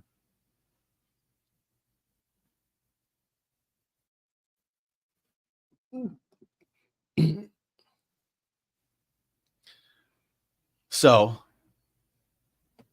and he's getting plenty of content from me. He's made a couple different videos and long segments of little old me. So he's making his money. He's getting his donations. So it works in his favor. Gives him stuff to rant and rave and talk about, and people listen. So, and I don't understand why he keeps saying it works in my favor, calling him out, and when it's the opposite. I mean, there's a whole bunch of people from his channel that could come attack me, my little old channel. You would think it'd be the opposite. Like, you don't want to attack someone. And a lot of people are afraid to call this dude out because, they're afraid he'll shut your channel down, or he'll make everyone stop watching you and blacklist you and censor it. Like, no, that's maybe some people are scared of that kind of stuff. And maybe he thinks he does think this. So he thinks he's big and bad, and he's able to do things. And he has, he's at war with people in the Bigfoot community, and he's suffering. And, how much can you let it affect your life that much that you literally say it's war? Like, it's affecting you. It's affecting your sleep. It's affecting your wife. At some point, you are playing into your own bullshit. Like, you're hyping yourself up. All right. I think this other one's ready to go.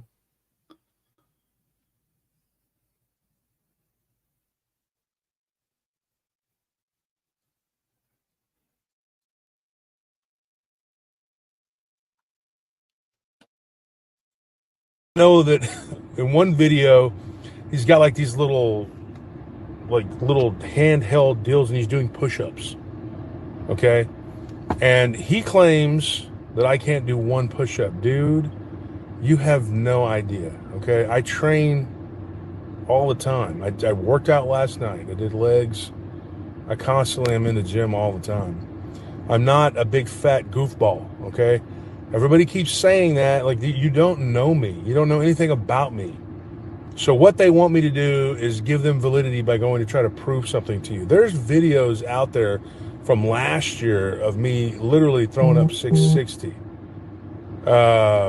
So I can tell you this, dude. I mean, like, I can literally repost those videos, okay?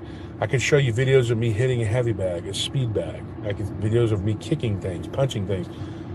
What is that going to prove? It's not going to prove anything. You're never going to do anything about it to me. You're never going to fight me. And you're very scrawny. You have very narrow shoulders. You're a weak individual. I don't know why they're in there. Some of my friends are in there, and I guess they just fight with these people all day long. Well, he's one of those people. Like, he's one of those, like, flesh and blood Bigfoot people who feels like it's their duty to go around and attack everyone who doesn't believe like them. And so I guess it was my turn, and he thought he was going to, like, make some big impact by coming in and throwing a Superman punch while other people are punching me. Dude, let's be real honest, okay? At this point, if you haven't figured out that I'm impervious to that, you're not going to stop me. I guess what I'm supposed to do is go and make a video of me lifting weights so that I can vindicate myself to you. Probably going to do that anyway, but it's not to please you, sir, man, or ma'am. I mean, sir, madam, whatever you are. You know, you look like somebody who probably doesn't know their pronouns or whatever it is. You know, I don't want to do something that's going to please you because that's what you want. You want to be able to say, "Oh, this guy's a man child," and blah blah blah. I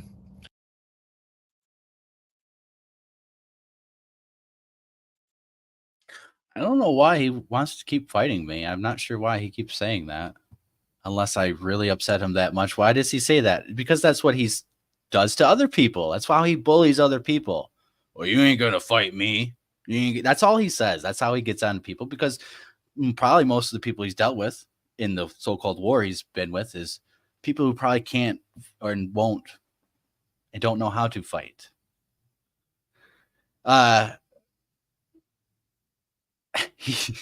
He literally hey, he so you can see how he's getting frustrated and stuff. I think I have one more. And you know, it's like, come on, chill, dude. Just chill. I don't know why you want to fight me. I know it works on other people, but you know, if I don't know, you want to fight me, that it affected you that bad that you want to fight me. You want to get in a physical confrontation with me. Well, if you want to, since you're all full of money making ideas, you and your buddy, your nephew, you guys could set up a pay-per-view event, right? I mean, you love making money, charging people. I'm sure you love to do that. And, you know, then you just, you know, sign a couple forms, you know, do a little boxing ring, but it's pay-per-view, right? So I'm sure you could do your thing and make enough money to satisfy your ego that you would actually show up and do that. I mean, if he's open for it, I guess, you know, how much am I going to get money, right? Because it's all about the money.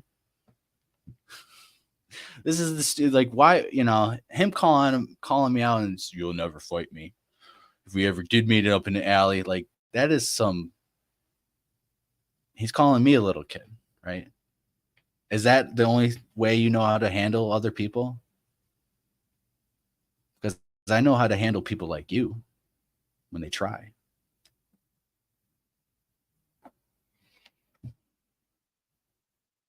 And I'm not someone and he's constantly,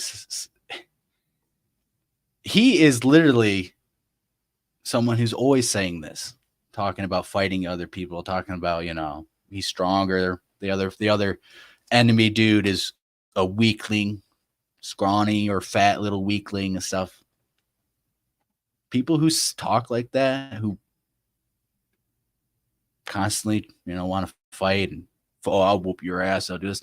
Those are the biggest people who don't know how to fight, who don't really know how to do stuff. Or, you know, they do, and they're just a mean jackass punk who likes to bully people because he's a little bit bigger than most average people, and people don't stand up for themselves.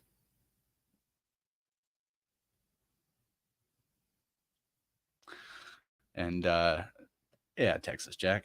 Hey, you can tell he's not all hot and bothered for all the impervious talk, and he did a 40 something minute rant about just me, and then he's been doing all sorts of other stuff. So it apparently it affects him that much that he wants to fight. I mean, he said a lot worse. He said some. I mean, I didn't even really say much about him. I just called out his lies. I wasn't calling him a fat head and all this. He actually starts. He misgenders me because he thought I was a girl at first. Apparently, he misunderstood, and so he starts calling me all sorts of nicknames, and so does his nephew. More recent stuff. Not exactly what I did to them. I mean, I called them greedy, maybe a little liars for storytelling and saying stupid shit that they can't really prove, but I don't really believe I made fun of him personally on that sort of stuff. Maybe that, he claims he could bench that much and he's a little chubby with all that, but that's all joke and fun. Honestly, that isn't too bad, right? Come on, especially when he says, I'm a nobody, I'm a little channel, don't give me any breathing, air to breathe, and yet he's the one supposedly giving me the main supply. I didn't know I needed his supply of air or anyone else's to survive, but that's what he thinks. He gets so engaged with all this drama, he literally thinks he's the main villain in a comic book world. He references himself several times as Thanos. He's Thanos, that everyone's coming together and stuff. I don't even know, bro. I don't even know how I should respond to that. Someone who wants to fight me and thinks they're a comic book character and they're big and bad and tough. All right, so I'm looking for this other clip that I had ready to go, and I had to load it to my Google Drive, and it is appearing to not be there.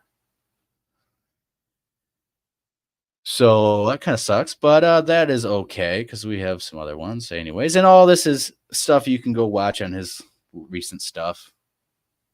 It's only been a week, and he's made one live stream, and he's made 20 other references, comments, a couple other minutes of just me and other people bothering him. So yeah, I can't.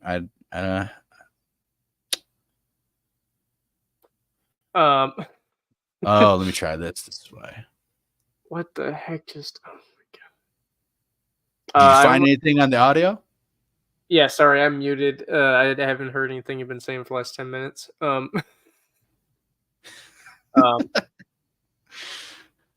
I enhanced it, and I just found this part in the audio that's really weird. Since I have the recorder on top of my car, there's this, it sounds like someone's breathing into the microphone. Is you sure it's not the wind or anything? No, it's a different sound than the wind. And really? I don't. It's not me because I'm passed out at this point. It's an hour in. It's weird. Oh man, that's intriguing. I've never heard that. And you would think if you were snoring too, you would be consistently snoring, and the recorder would consistently pick that up. If that was you, right? It sounds like someone's breathing in and then out, but it's just one clip of that. That's creepy. Yeah. That's some creepy stuff, bro. That's awesome. I mean, I don't know what it creepy is to think about, bro, because yeah, someone's breathing onto your recorder next to your car, and I'm out in the middle of the woods and you're by yourself, but that's kind of creepy. It is creepy. It doesn't pick it up very well on the what is this called? On the waveform view, but on the spectral view I can see it. So yeah. I don't know. The spectrogram is so much better to look at. That's how you see everything. Waveform is just spikes in sound signature and loudness. So it's not. Always good, but all right, I can't find that video. That's all right. We'll just skip that one. Whatever. And that is awesome. I can't believe that. Gonna have to send me a clip of it. It's Take a it look. literally sounds like someone's sniffing in and then sniffing out. Bro, that's so weird. It's a little weird, yeah.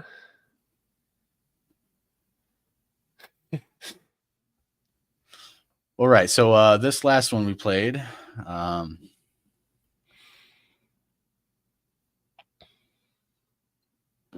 think it was that one.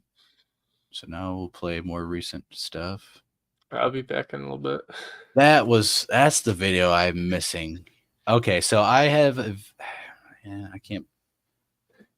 don't understand why it appears it's in my Google Drive on my phone. It's there ready to go. Oh. Because it's still loading for some reason. Well, that's never going to be. I guess there in time, something happened. Let's see. You guys can see there, it's still loading for some reason. I'm not sure why. But in that clip, it was him and his nephew were talking about Andrew. They were talking about, and this is another thing I called him out because he's always trying to make money and get subscribers to donate to him for, I'm not sure why. But I do have, there's in the clip and stuff, basically he talks about in, I think that live show that I just showed clips from, he talks about it does cost him money. It does cost him money. He's losing like $2,000 a month, $1,000 a month, $2,000 a month, something like that. He's losing almost that much of money because he's live streaming and, you know, cranking out the videos and like, you know, you guys aren't paying him enough. You guys aren't donating enough, you know, all the subscriptions based stuff, Patreon, it ain't enough. It's not enough. And, you know, they're debating, you know, and all the drama and stuff too, you know, they were, trying to debate whether or not, you know, they were trying to, you know, they made reference to, you know, well, we might have to go around behind the paywall, guys, but we're not going to do that, you know, just kind of throwing that out there. But they really started talking about holding stuff hostage, holding the stories hostage for the live show, you know, starting the live show and threw out the idea of, you know, well, what if we just withheld the stories, you know, the really good ones that people want to hear, you know, until we get so many likes in the chat. Like, you know, there's so many people in chat and we don't even have half that much. And, you know, it was this whole grab of, so you're gonna like hold, and they made fun of it and stuff. And it was kind of like, they did ask the chat, what do you guys think? But the whole idea, this bright idea that, yeah, you know what? I'm not going to start the show. We're not going to tell you guys about the after report that me and James did until you guys have everyone in the chat like it. You know, we have however many people watching. We need all of them to like it, or, you know, we can't do the show. And then they kind of did that. And then, you know, Andrew said, you know, we kind of did that in real time and it showed. Yeah, you know, if we said, hey, you know, we're not going to tell the stories till you get likes, we had a increase of likes and stuff. And it's like, dude, this is this money greedy ass bright idea of what, you're not getting what you want. You don't have enough likes. So now we're just going to make you guys wait another 10 minutes to tell the story because my video don't have enough likes. I found it hilarious. Like, this is what it's about. It's about money-making schemes. You know, apparently he's renting. He claims that it's cost him $1,000 in rent plus electricity, plus a little bit of other things to do his show. So is he talking about like a studio? Did he rent a studio and he's doing the show from, and he's paying $1,000 in rent that way? And he's paying for electricity, he's paying for internet, or is he talking about like his house? I'm kind of confused there. Maybe other people know this information. Is like, does he actually have a studio that he rented out and he's just telling stories to people? And that's why he's bitching and complaining that he don't have enough money?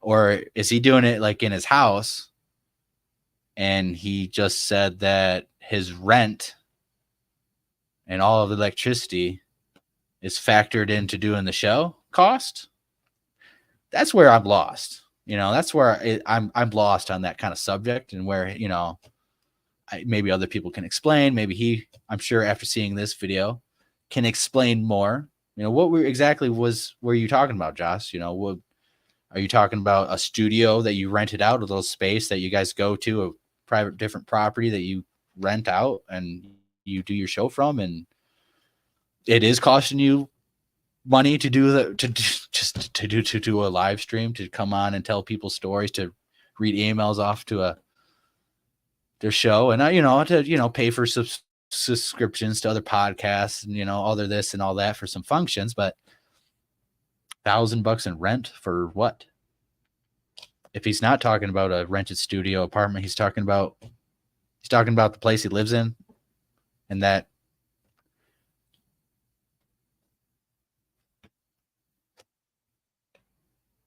hey, people pay him too, so like it works. I got to give him credit, like it works. Writes books of other people's stories and of other things, and not anything that he's doing. Again, when you're funding this guy, what are you funding?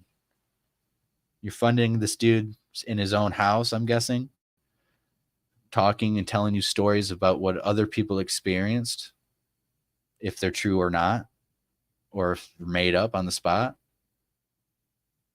He's not going out in the woods. He's not going to get evidence. He can't show you any evidence. So he's not researching like what we would do. He's not producing any evidence and stuff. So when he gets all cranky and stuff and he says,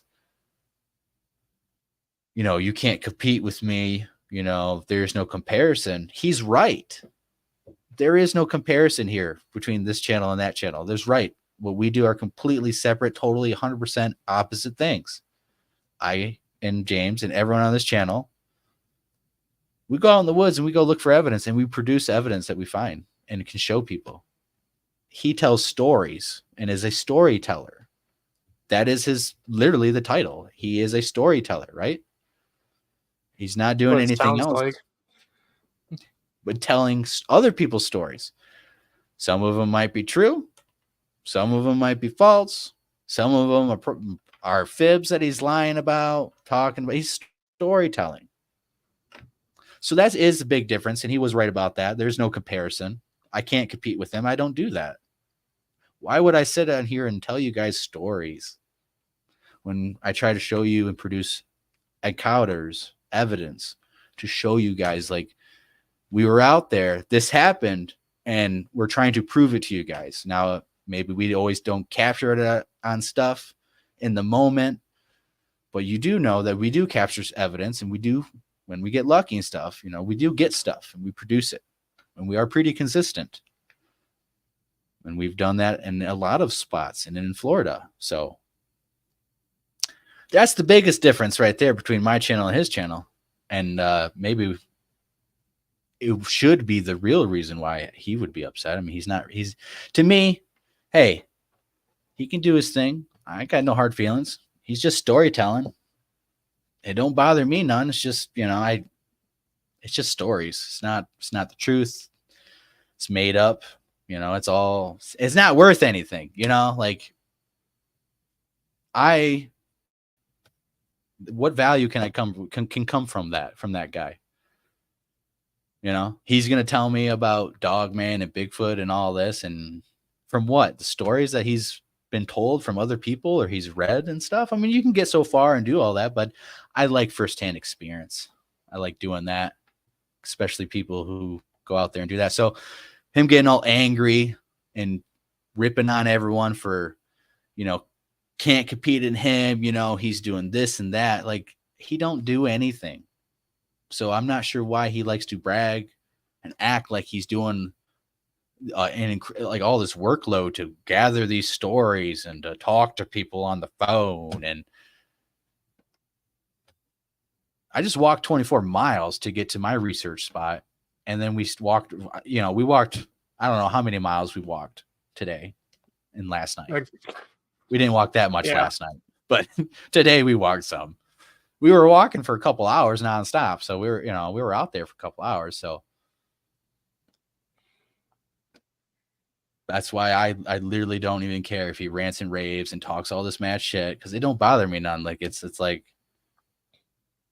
if you don't go out there and do anything with the money people donate with you, and if you're working out and all this, and maybe he might be a little bit buff, maybe he used to, inject the needle back in the day and was pumping iron like a big guy, and he has a little bit arm strength left. Maybe that's his body type. I don't know. He could have a maybe he has a power lifter build. I'm sure he can do at least one push-up. It was kind of a joke. But I'd say honestly, we did like 5 miles yesterday. I mean today. Yeah.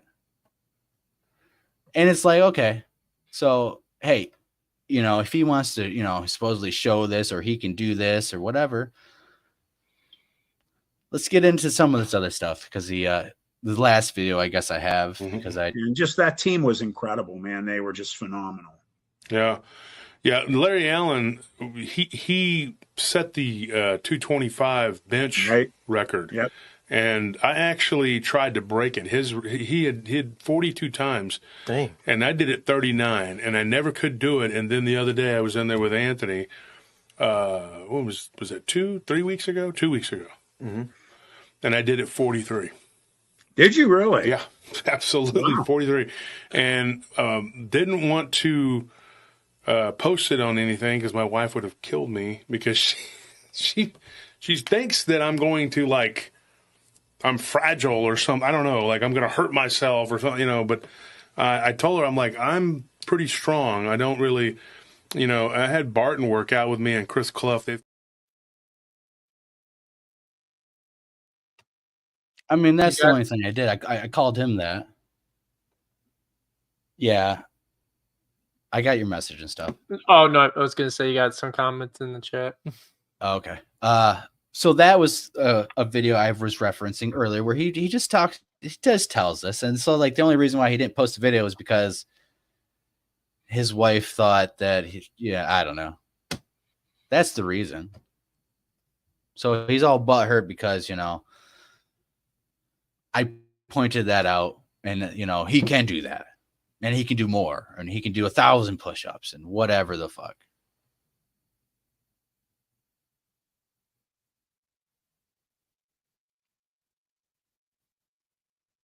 All right, let's do this last little video. I'll note that, Brent. Okay.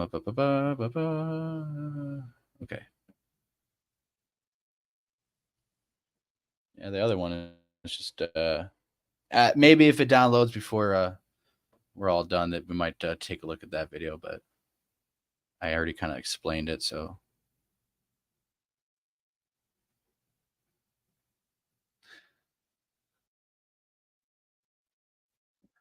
And yeah, so he's really, I thought, I thought I was just gonna do one video, and that was it. But he really has went off the rails lately, and continues to call me out on things he don't know and stuff, and just trying to just attack me like he does other people. And I think that's why I started to think, okay, well, I'm probably gonna have to do another show just to respond to all this bullshit and lies, like the Kerry Arnold lie. He said I was talking smack or something about that, but I just showed you. You guys can look in the comments. Like, it's right there. I don't know why he would lie about stuff that is right there, and I was talking about him clearly. That's what he does. All right, so that one is ready. That one looks like it will be ready. Swamp ass. You think you hurt my feelings because you discover who I am? The alter ego of the one and only? George Turner! You see that? Hair's all messed up. But then this little man, this little hippie with a beard, he exposed my secrets. And Swamp Ass and AI found out about it, and they tried to blackmail me. They were like, "We're gonna tell everyone."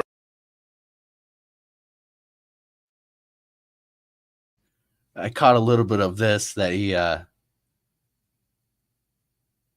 don't know, dude. He just goes on this little rant and is playing this character, and then he starts blaming it on me about I discovered his secret identity by trolling him and doing the video, and then he's like literally upset. Like you can see the emotions and stuff, and then I haven't watched all of this video, of course, or all of the videos of other stuff, but it seems like this is another video where I'm gonna get talked about for a couple before he's had his fill, before he realizes like I'm not sure what he thinks is going to happen. But he loves the drama and stuff. You know, this is kind of why I pointed this out. And you guys go watch it. It's kind of hilarious. You know, I have to give him credit. It was kind of funny and a good idea. It's just, then you go and start blaming and talking about the people causing drama. And so he is totally hooked, I guess, on something that I did. I'm not sure why. Not only him, as we'll take a listen in a moment. I think I can show this other clip, and then I'll show the last clip. And then you guys can go watch his show. Maybe, maybe you think I'm completely wrong. Maybe you think he's completely honest, a good, nice guy who doesn't cause drama. He's not toxic. He doesn't story tell. He doesn't just tell stories and maybe make them up and all that. Maybe everything I'm saying is wrong. That's for you to judge. Okay, that's for you to decide on your own with your own brain. All right, so, but I have a feeling we'll see more for him, and I actually want to issue him a challenge. If he wants to seem like he's so big badass and wants to fight and all that, he doesn't want to do push-ups, and he's he'll post videos whenever his wife's allowed to. Maybe, we could have a push-up competition or something, I mean, we don't have to fight. I don't know why he wants to fight. If he wants to fight, I guess, there are ways to make that happen. I'm not sure why it has gone that far. I'm not sure. He feels like he's at war with me. If this is war, man, I tell you what, I'm not sure what he's experiencing, but it's very lackluster to me. And I think that's the whole point. Is this is just ridiculous. This is just ridiculous what he says, how he claims to be getting attacked so much. He's suffering. It's causing him to lose money. It's causing issues. It's like, okay, dude, just chill out. Shut your computer off. Turn your phone off for a second. Block some people. And there you go. Like, I don't get it. I just don't get it from people like him. And that's all he does when he tells stories. You don't have anything else but to just keep telling stories and drama. And so after all this will be done with Mr. Wolf Turner, you will continue to see him to just tell stories and be angry. And you can look at any random live video where he doesn't have a guest on. And I'm pretty sure there's like, I don't know, an over 50% chance, I would say, that he's going to be angry and talking about someone he's fighting with at that particular moment in time. I got a knock. All right. That's what I'm talking about. Going out there and producing stuff. And so we're sleeping at this point. Yes. And that makes me excited. Because now my audio recorder is a lot farther away from yours, so I'm not really quite sure if mine's going to pick up the same stuff as yours as clearly or not. But hopefully there's some collaboration, and we both can have it on the recorders. Maybe there's a little bit of good stuff on yours, a little good stuff on mine. I'm excited because that's what real research and that's what we do. I mean, we don't tell stories. We go out there and get evidence, and then we show you. So we aren't just telling you. We try to show you. And I really think that if you want to donate to people who are going to use that money for real things that matter, not to sit here and tell you story after story and then get donations for what? I don't know. To tell you more stories? That doesn't make sense to me. If you want to donate to people who are out in the field, like trying to get evidence of Bigfoot or Dogman or ghosts or whatever, and they're actually out there doing it, then yeah, go ahead, donate. You can donate to whoever the hell you want. But like at some point you gotta think like, why give him money? You can give other people money who actually go get off their ass and go in the woods and go find stuff. So then Josh could tell the stories about what they experienced. That's my opinion. That's why I call him out on that and the fake donations and all that. But hey, he does his thing. He's doing well. Good for him, right? We do our thing. We're doing a little bit different things. We show a little bit different things. All right, so I believe that last one should be. Let's see. And it bit and it held on to her, and it was so big. I mean, it was such a big. And there's a whole story behind it, but anyway. We'll move on from spiders. They're creepy. We should make some of the really good ones, like conditional. Like I just had an idea. So there's 366 people in here. Mm-hmm. Like, we should require like a certain percentage of likes on the video before we tell like it's a story that they really want to hear. Like at least 50. Or we just hold them hostage and make them give us donations. That's.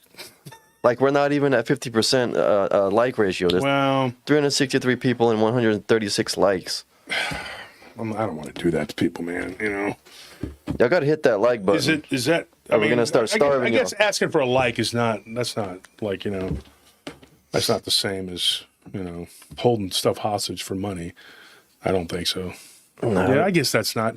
Folks, what do you think? You're the listeners. Do you think it's too much to ask to say, hey, look, I'll tell this story if you put the likes on there, or is that too much? Is that too much? Let's see what they say.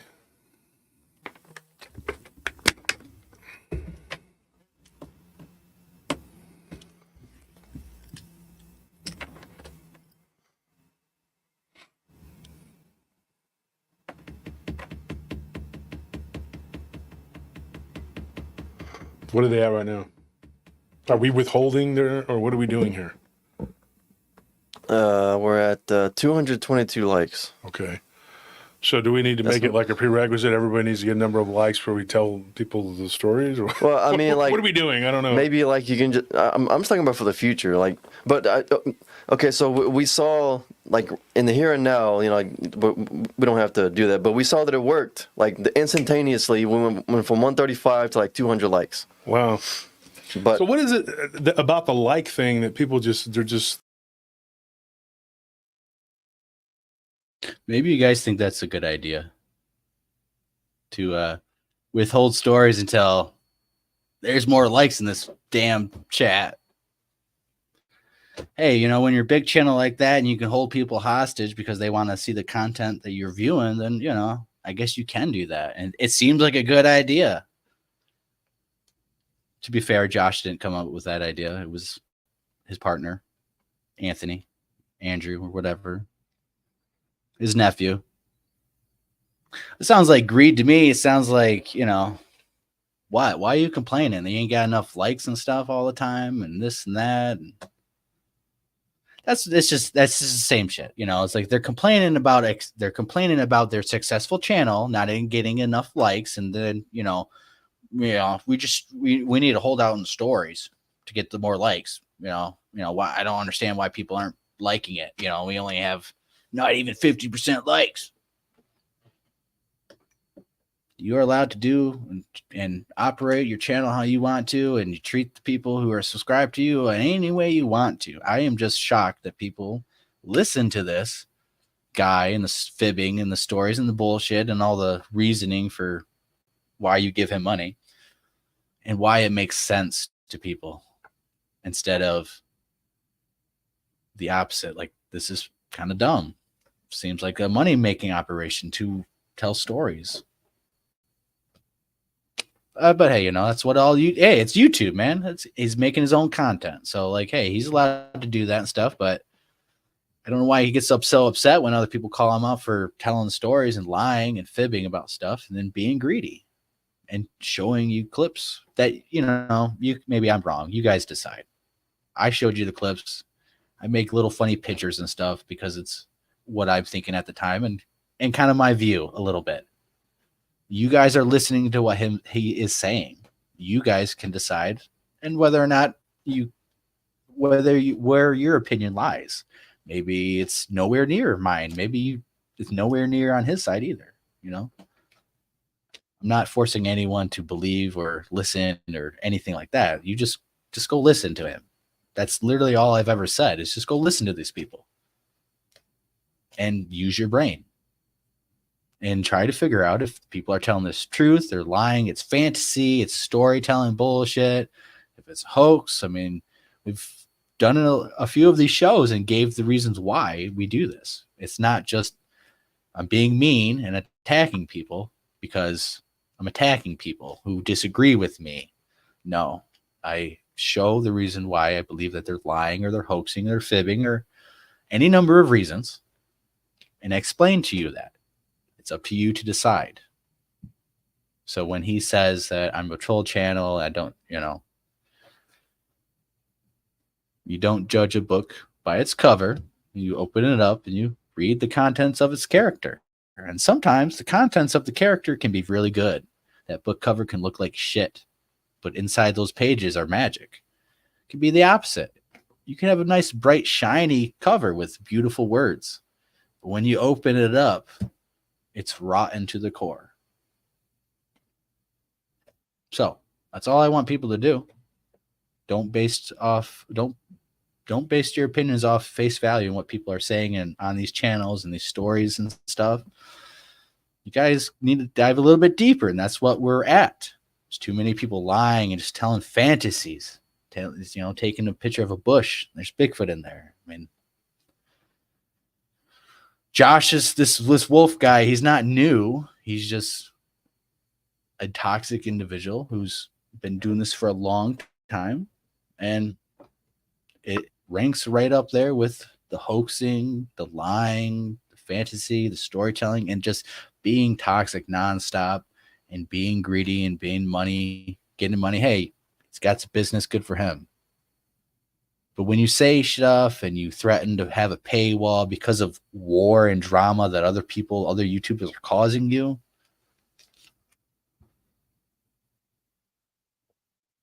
it's lame. It's a weak excuse. All right, so let's do this last little clip and we'll be done with Mr. Wolf, because that's the nickname he gives himself because he's seen his one and only dogman encounter or werewolf encounter or whatever he claims it to be. I have no idea. I've never listened to his story personally, but the fact that it was one and only story and it happened when I think he was a teenager or something like that.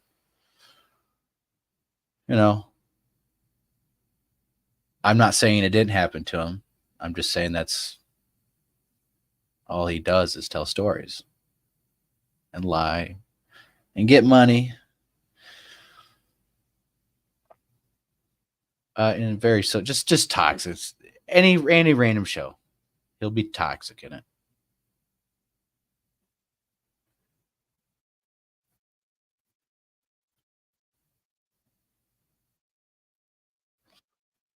All right. Yep, this is the last one. And this is the one where he really digs into me. So, like, if you think any of the comments I made today or last week's live show were as bad as this or as nasty, then tell me.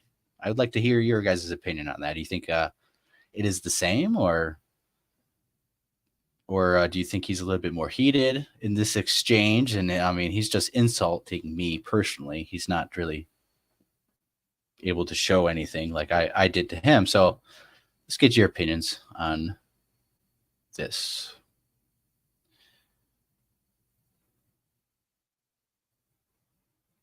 So, folks, yeah, we have a show tonight. That was just a little bit of theatrics, man. Just, when you're constantly under attack and people are hating and they're jealous, all you can do is laugh. That's all you got. They can't do what I do.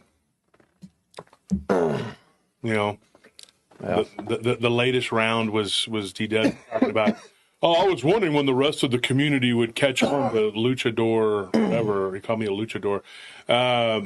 So he's basing the rest of the community on one little insignificant troll who has less than 2,000 people and that subscribe to him, who makes it his mission to make fun of and attack people week after week after week. And I got my turn. So, boy, they're just having a field day. They're like, yes, our new hero.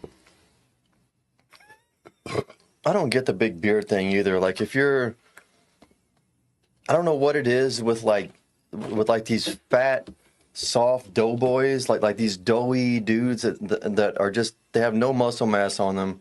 They're just fat.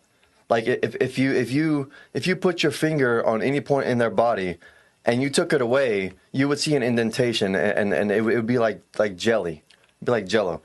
But they grow these big old beards like they're fooling someone. Like, you're not fooling. I promise you, no one is mistaking you for a big burly mountain man with farmer strength. Everyone just sees a big fat dude.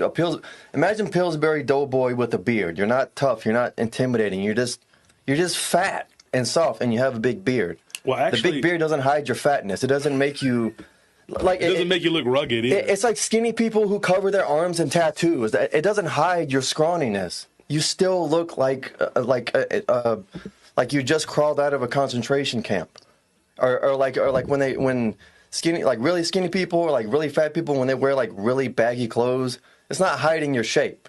So the big beard is not doing anything for you. You need to lose weight and go to the gym and just look good.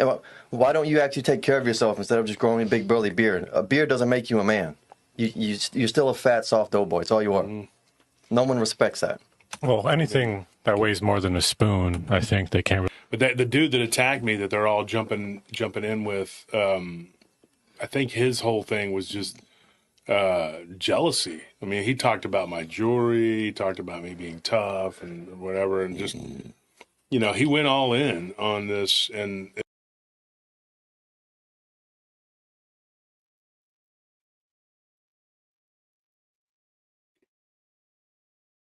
I guess I hit a nerve. I triggered Andrew, I believe his name is, the nephew. I triggered him a lot. Now, and there's more, I'm sure, and there was more that I didn't add and stuff of just trash talking because my beard is burly, and I'm kind of confused because Josh was telling me, and I was this skinny, weak, scrawny individual with no arms, and now this guy's calling me fat. Can I be both? I'm not quite sure. He doesn't really know.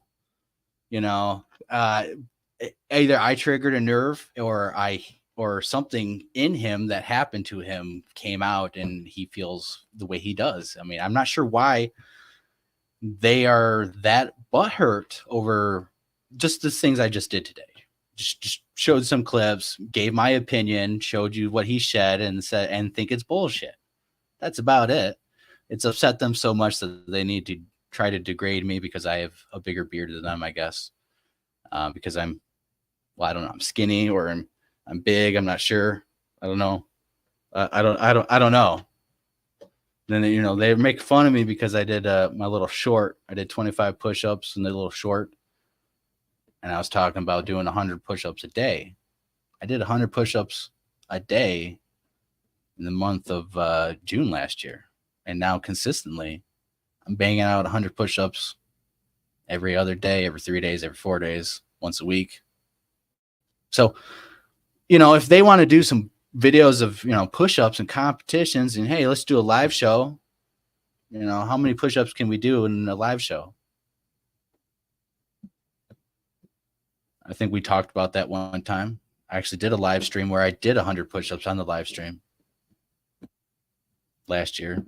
So I find it hilarious. I'm kind of confused. I'm not sure if I should be skinny, a weak individual, if I'm a soft, fat Pillsbury Doughboy.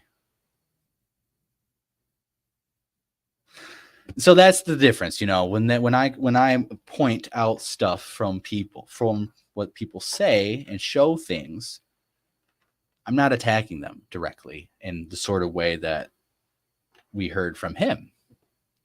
And the whole reason why I pointed out, Josh's rings, because he has a ring on every finger. He's wearing more rings than a woman. Maybe he just likes jewelry and stuff. Maybe that's where all the money's going to. I made a comment, if you watch one of his first live shows, you got some bling on. You watch the latest stuff, he's upgraded. I made that comment, apparently that had nerve with him. I don't know. He likes to wear rings, man. He likes to he wears more rings than his wife does, I guess, than, other women. Should he get butthurt over that? I guess I'm making fun of him now as for that. Well, I'm not really calling him a skinny, chubby, fat, misgendered woman, whatever he did. He misgendered me. I mean, I should be offended. That's about it. I think so. I think the stuff that you see from Josh, especially when he's talking about me and Steven Stroford and all this other stuff, and he is just, and that's why their minds are just fixated on me. Like, you see how intense that Andrew's rant was, talking about my beard and I'm not a tough guy, and only guys who have big beards, like in tattoos, they're weak, and got some issues. Do you guys have stuff you need to deal with? Just have other people hurt you in the past? It's called life. It's gonna happen. It might happen some more. Better prepare for it. So this is what we expect for them. They make fun of people, then Josh will say, "Well, he won't fight me because I'll kick his ass," and all this, and that's what you expect from him. So that's all I pointed out last week. That's what I continue to point out. That's what you'll see from him. Pretty much all these live stream shows, especially since this will be the next video that he'll watch and blow up, and all his family and everyone else will send him supposedly dozens of screenshots and captures, flooding his phones, making him suffer. And that he's going to have to watch this, and then he's going to have to rant and rave and get his blood pressure up and make more content. But he's already said several times that he pay no attention to me and stuff. So he doesn't take his own advice. And this is why I pointed him out, because we have toxic people in this community and he's in the dogman community. He talks a little bit of Bigfoot. He tells stories, but you have these toxic people in this community doing their thing, picking on people, ragging on everyone, causing drama, bullying people, troll accounts, this and that. Actively have people, afraid to call him out because he's some big channel, big tough guy who's somehow able to interfere with your life in such a way that it's going to make it all crumble down because you spoke out against him. And he's aligned with all these other people, and they're doing shows together, and you got to walk on eggshells around Josh and stuff to not get him angry at you. Otherwise, cut you off from the access from all his subscribers, all his money base, things like that. These are what other people have said in comments and comments they say about Josh, and you can find on groups, you can find everywhere. There's years of it, I'm sure. This whole fiasco that he's in war right now, the last 5 months, is nothing new. It's just the latest fiasco, and now he thinks that I'm some new front that he has to face and control and rant about, and they get themselves so upset. So if they're that fragile, that delicate, and words hurt them that badly, I'm not sure what kind of foundation they have to do what they do. And all they do is tell stories. That's the most hilarious thing, is like, he's bragging about doing this, going to the gym, being a badass, fighting and stuff. For what? To not go out, to go look for the creatures that you claim to tell stories about. You're not doing any of that. well, you don't have time or whatever excuse it is, I really don't think personally Josh has really much to stand on because all he does is tell stories. And so for him to rag on other people who actually do go out and experience stuff after dark, maybe he's scared of the dark. I think it's a testament of who he is. He's had more than enough time to do stuff, to plan stuff. He's had more than enough friends and opportunities and places to go. Why not? Because he's not a real researcher. He doesn't do research. He just story tells. So that's about it. That's what I think. There ain't much more. So that's about it, guys. That didn't take too long. About an hour and 25 minutes. So that's not too bad. What's your guys' opinion on that? Brent, I'll throw the link out. You want to come on, Brent?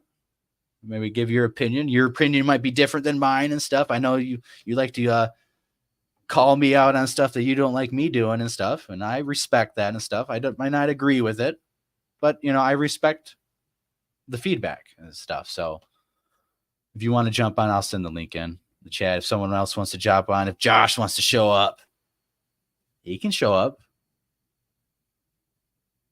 I don't think that would ever happen. But yeah. Any other juicy details for us, James? In the meantime, I know you've been nonstop. Unless you passed out on us. You might be muted. You might have the audio issues going on too. There's the link in the chat. If anyone wants to come on, you guys are welcome. Brent, you will come on if you can. It's all right if you can't make it and stuff. We'll probably last for the 3-hour mark. And then depending if other people come on, how much we'll run over, we'll go as long as we need to. You know that. Even though I'll be crashed out for probably most of the day tomorrow.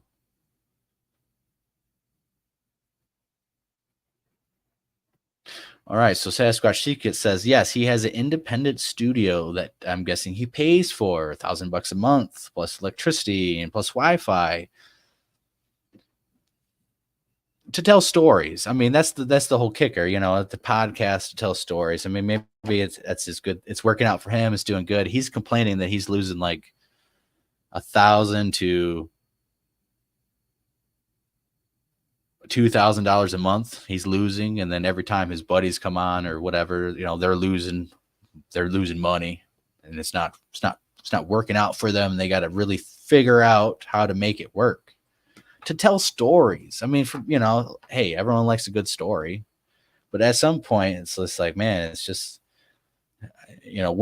how many stories can you have that are legit and real from actual people before you get into like Dixie Cryptids making up your own story or changing up the stories just a little bit and little AI help.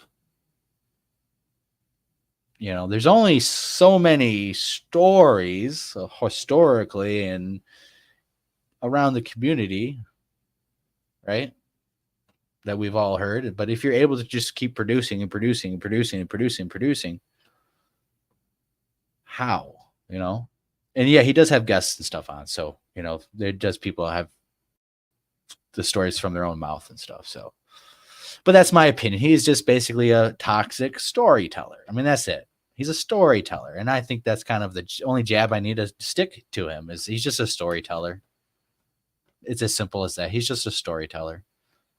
You can't expect anything else but that. So there's really nothing there, in my opinion. He's just anyone could literally tell all the exact same stories he did. I mean, it doesn't really, if you like Josh, the character of Josh, and then Andrew and stuff, then yeah, you guys like it. You guys can be all for it and pay him and all that, and because he needs it. He got the independent studio. Man, if I had a choice of an independent studio or just keep buying more equipment to keep using and to keep using and to have out there and have out there and have out there, Which one do you think I would use? What do you think? How do you think the donations that when we get donated here? How do you think that money's going to go? You think my first priority is to get that little StreamYard logo off? You think that's my first priority, to get some money and get that StreamYard logo taken off this show? That's not a priority. More equipment, long-term duration of audio, better camera equipment, nighttime thermal, get a higher quality actual $2,000 cameras, actual system. Things that actually help the research to get more evidence, not just to, get the logo removed and tell stories. If you value, donate to Josh if that's what you want. I don't give a fuck. I like us being a channel that we're not a bunch of storytellers, and that we can show you evidence, and that we can prove to you guys what we experience. At least we experience stuff out there. We can show you all the wood knocks. I don't know what James is doing. He might be passed out. He might be incognito. Audio's not working still. I know you said you had audio issues.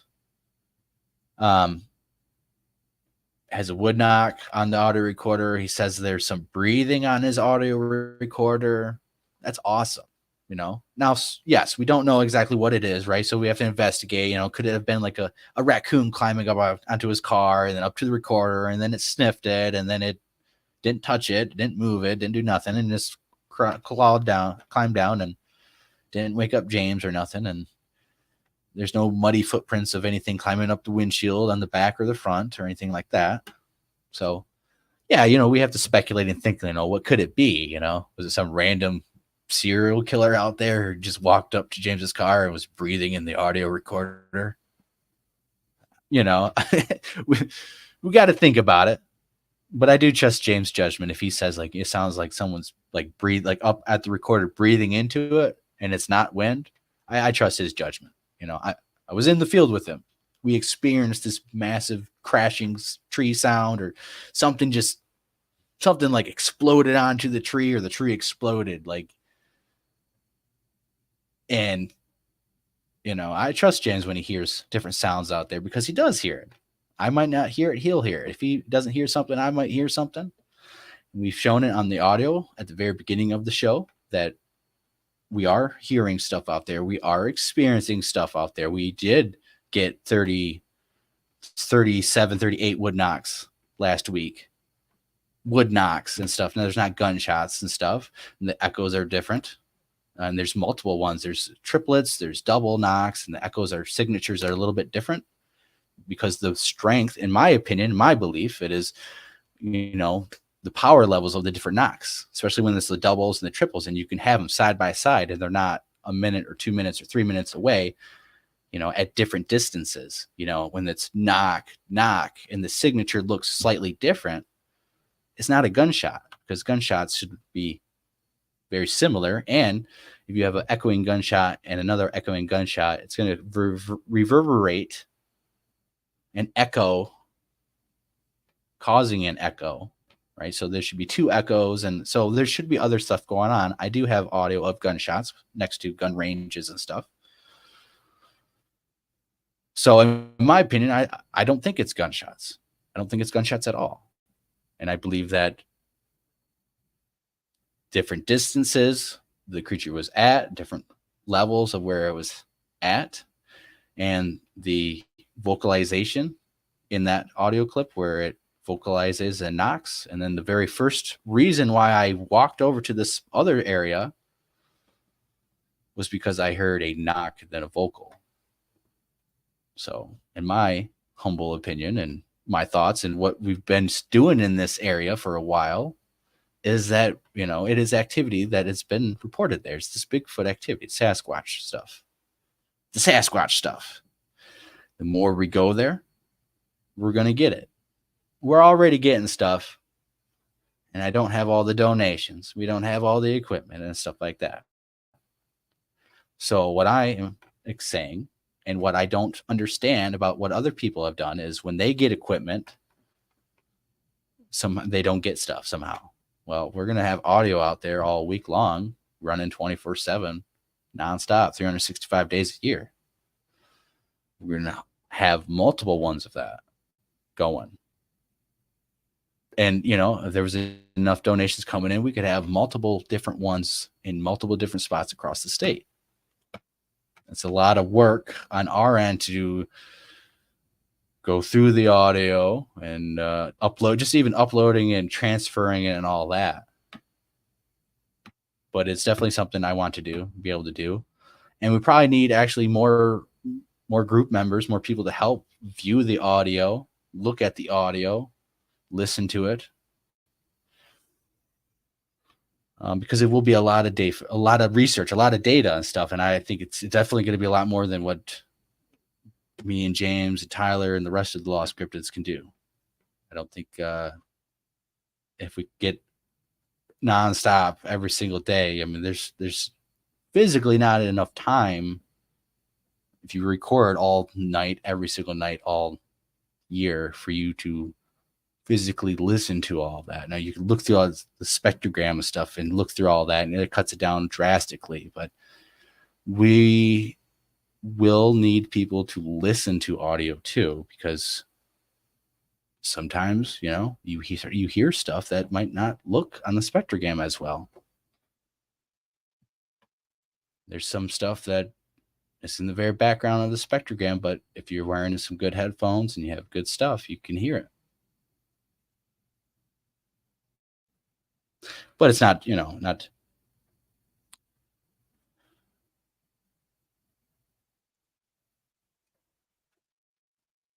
All right. Well, if you're not going to show up here, a couple more minutes, we'll probably be shutting the show down. We're not going to go too much longer. Don't have anything else to talk about. We showed all the clips of Josh and stuff. There's, that was it. There ain't much to talk about. And a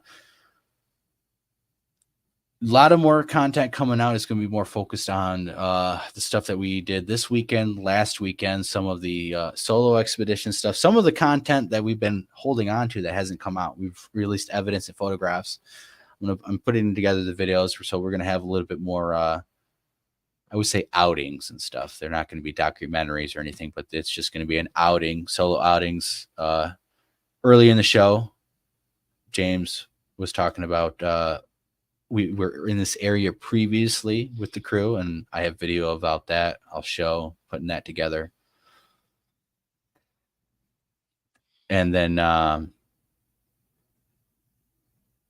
got stuff from very beginning of the trip up north and stuff. I have got the 168 stuff putting together. Got to put more together. I'm just surprised more of it hasn't been released, but that's all right. So we got a little bit about that. In terms of more Bigfoot hoaxes and more hoaxes and Bigfoot and all that, it's pretty easy to go on in these groups and just find all these pictures and call out the fantasy and stuff. But I'm pretty sure we did enough of that. Don't really have anyone else, as Josh would say, lined up in my scope, ready to go, ready to attack. So don't expect the next live shows to probably be like that, because I don't think it's going to be happening. Because we're going to be focusing on the research and gear, and got so many other videos to be pumping out. And I'm sure with the videos are be put out, people are going to be wanting to ask questions about that. We'll be talking about more research, getting in this area and stuff. I'm able to get out incredibly a lot more now in areas that were not as close as me. So in different areas, different accessibilities, I can walk there if I need to. At least I know I can do that. That was the whole point of, which I forgot to mention, of doing this 24-mile hike, was if I can do it walking 8.5 hours nonstop, plus an hour and a half break, what can a Bigfoot do? What can Sasquatch do physically? So they can obviously do 24 hours or 24 miles in an 8-hour period, and will not be as drained as I was. Will not be, and I'm actually pretty good.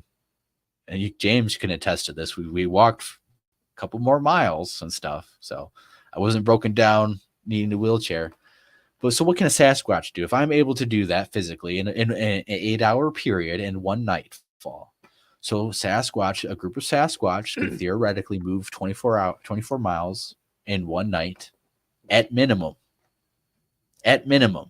And I would assume at the same pace that I did, the effort would be probably, I would say, less. Now the terrain would be different, it's not on a road and stuff, but physicality wise, I don't think it's going to be as draining and stuff as what people would do. So they can probably push themselves further and go, I mean, how many more? Twice that?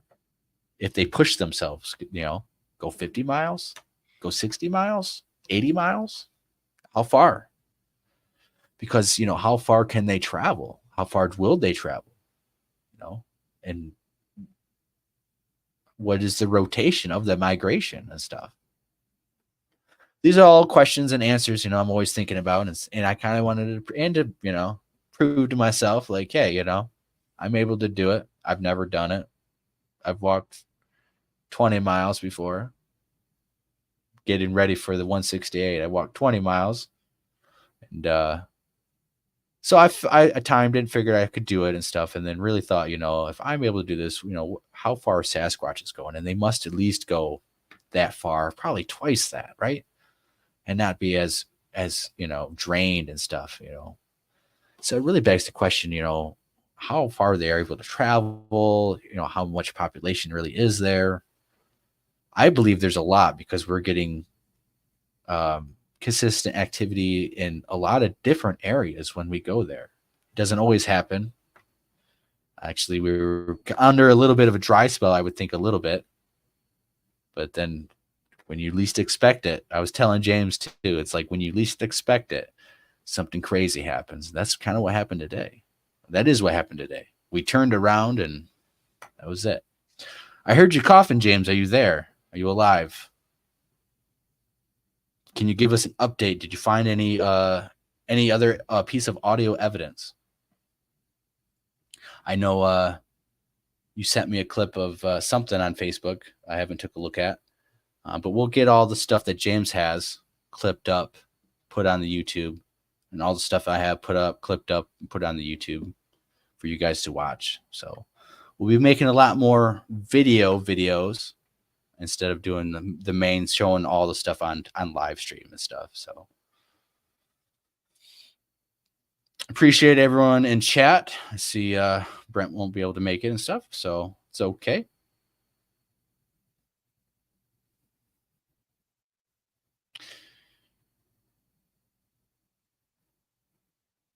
So yeah, that's about it.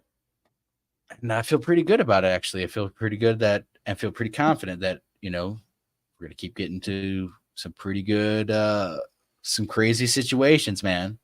And I hope next time we get this tree crashing on audio and stuff, because, that's not the first tree crashing sound I've heard. I mean, how much can a person really go in the woods and have some random trees crashing around them? How many times can that happen in a lifetime? It's happened a few times. It's happened to me and James a few times, actually. And we do have an audio recorder.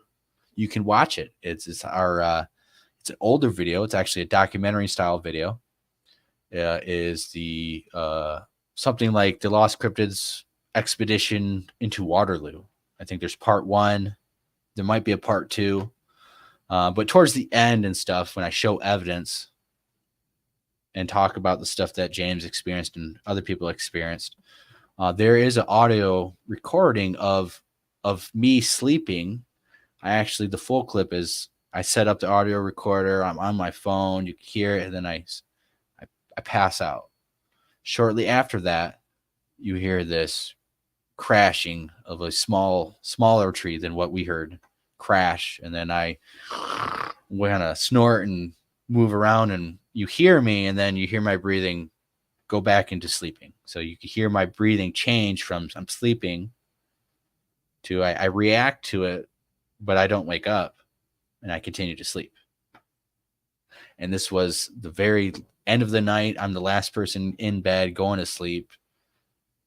And this was after a night, after a weekend that we thought, and a lot of people thought, had their own experiences and stuff, that we were having actual activity and stuff too. So people, and you can view all of that in that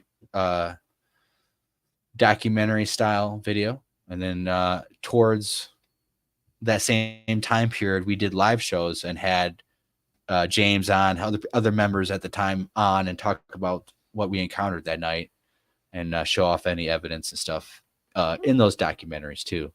That's when we heard the drumming, bop, bop, bop, bop, bop. I heard it. Sounded like it was to the right of me, bop, bop, bop, bop, bop, and it's pouring, raining, it's storming, bop, bop, bop, bop, bop. And I look and I'm thinking, it's probably the person in the car next to me. It has to be. I mean, I really wasn't thinking Bigfoot until I woke up the next morning and got a text from James.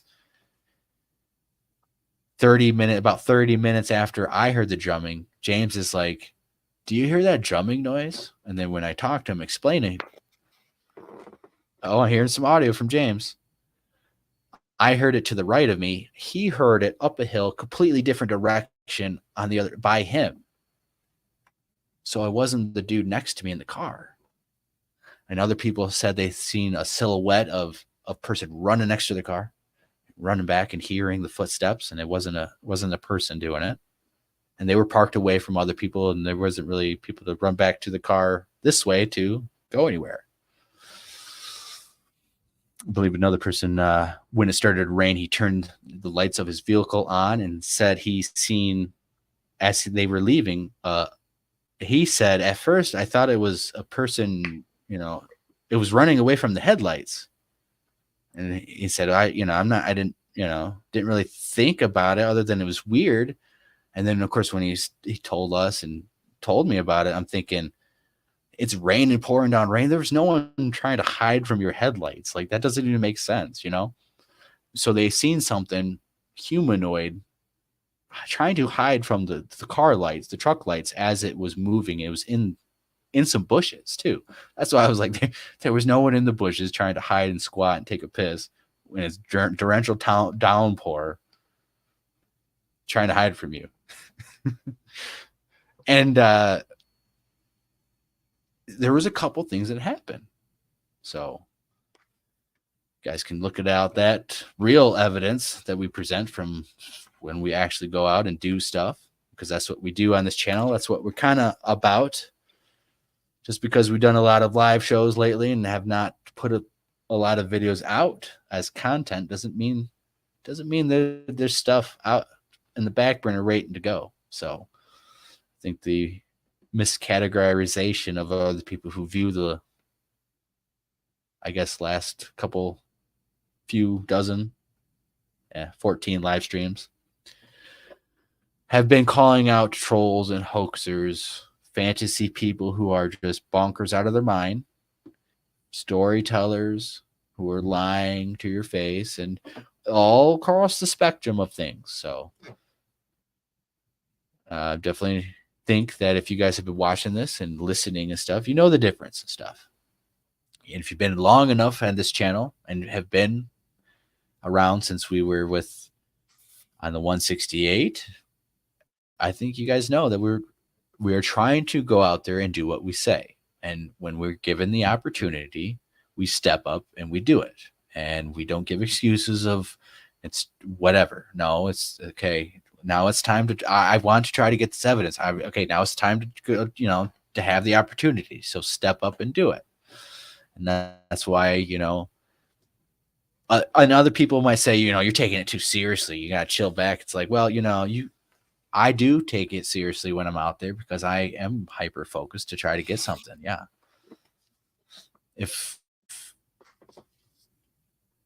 Are you there, James? We keep hearing you, but you're not saying anything. Oh yeah, I'm here. Oh man. Did you find anything else? I did actually. Oh. Anything interesting? Is it a maybe or is it? So I sent you that snort. You probably didn't listen to it yet, but I did not. Apparently, 20 minutes later, it happens again. So Hopefully I wasn't getting stalked for 20 minutes. That would be a little not great. Well, the reason why I do kind of like car camping in a sense too is because there's a nice little window for them to look into, Yeah, I need and some window I think blockers that now. I think they like that. And with the tent and stuff, they can't really see inside. They can hear you, but with cars and stuff, I think they really kind of like to look into the car and see you, and they look at stuff because obviously they're not like a normal animal, right? It comes up and sniffs you and doesn't really pay you attention. You know, it's instinctively driven. These things are watching you, looking. You know, what kind of stuff do you have in there? What kind of maybe color clothes? You know, are you a boy and you're a girl? Who knows? But we do know it's such a higher intelligent level than animals that it in my opinion it is sitting there, and when it looks at some people in cars, it must be thinking about all sorts of stuff, about the person, about the situation, about what can it do, about, I mean, in my opinion, that's what it makes it so fascinating, is because they could, if they wanted to, reach in there and grab you and eat you. If they were hunger based and driven by instinct, they would do that. Your nice opportune meal, sleeping in this little thin plated glass that, you know, all you need is a rock to chuck it, grab this person. You know, everything's done within 10 seconds, you know. I'm gonna sleep great tonight.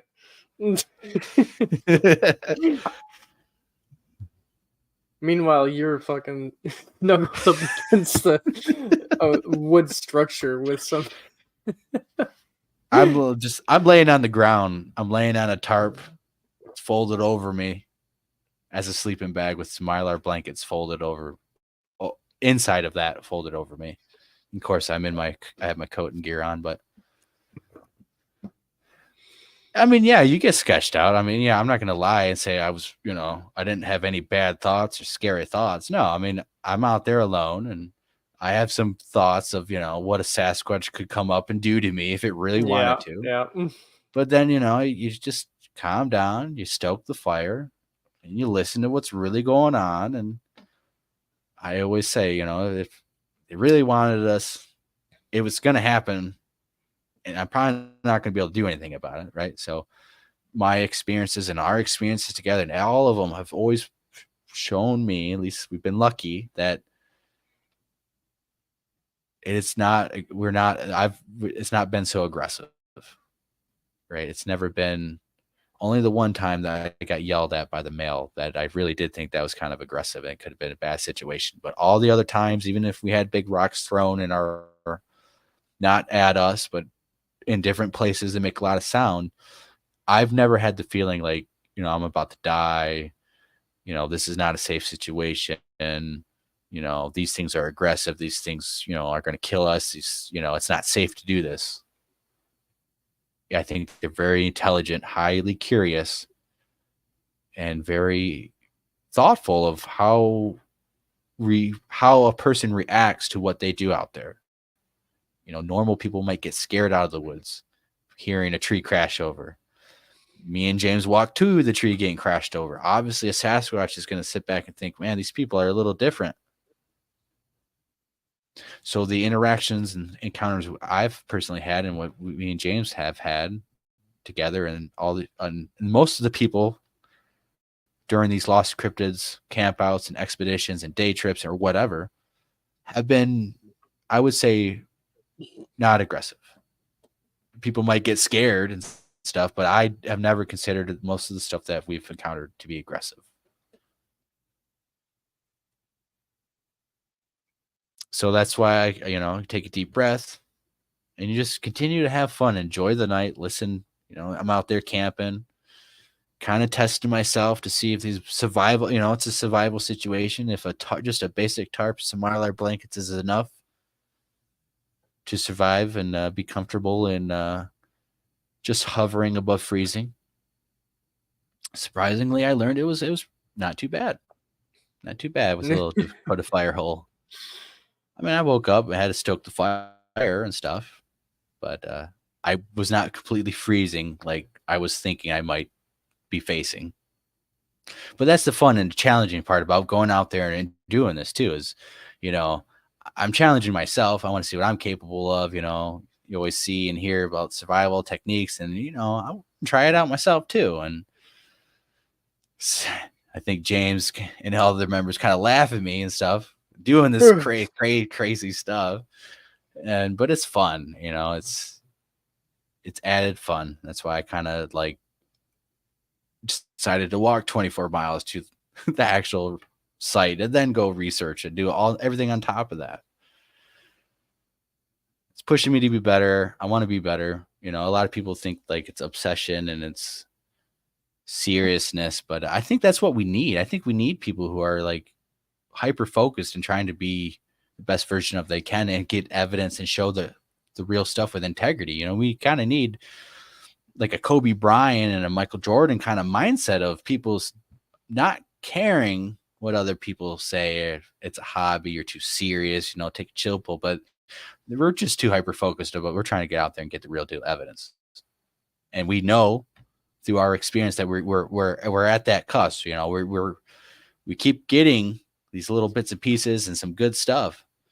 We know, you know, with more funding, more people out there to witness, like we're going to keep getting it. It doesn't matter what other people say. It doesn't matter. It's going to happen. It has happened. I've said this a lot of times. We've gone to Florida, had made stuff happen. Lost Cryptids got praised for that. Found evidence, a bunch of different places. And we continue to do so. And I think people might call it cockiness and stuff. I think it's just my optimism for what I've experienced and what I know I think we can achieve here in these spots in Michigan and with my group. I think I'm telling you guys, we have a really good opportunity to get real deal evidence, to have big summer campouts, expeditions. We got spots, you know? So regardless of whatever happens, I don't care about drama. I don't care if you guys give me any donations or not. I'm going to go out there and continue to do what I'm going to do and try to be the best version of myself I can be. Try to get evidence, interactions, and them on camera and show you guys. All right, we're going to wrap this up when it hits the 3-hour mark. Unless you got something to say, just jump in, James. Just jump in, I was just man. letting you do your thing, you know. You don't have to listen to me all that. I'm just trying to, you know, I'm excited about what's happening and stuff. And just jump in anytime, man. So it looks like I have 2 instances of coyotes. The first one, they just I think that's the one you probably heard. It was about like a half hour after you left me. Yeah. The next one was about an hour and a half later, and it was more coyotes. But I don't know. There was like a weird like howl at the start of it, and then they started barking like after that. I'm not sure if it was like a bird or what it was, but well, like the troubling part about that too is there's a pack of coyotes out there and consistently have got them amazing stuff. And we actually have got some very unique coyote calls that Jeff Harding has talked about, the A's and O's, or the O's and A's and stuff. We actually have a recording of that. We actually have that, but I believe that it's just some of those are unique coyote calls. It might be, you know, it begs the question of what kind of relationship are these coyotes having with the Sasquatch and stuff. Some people believe like they can be trained enough to hunt together, or, you know,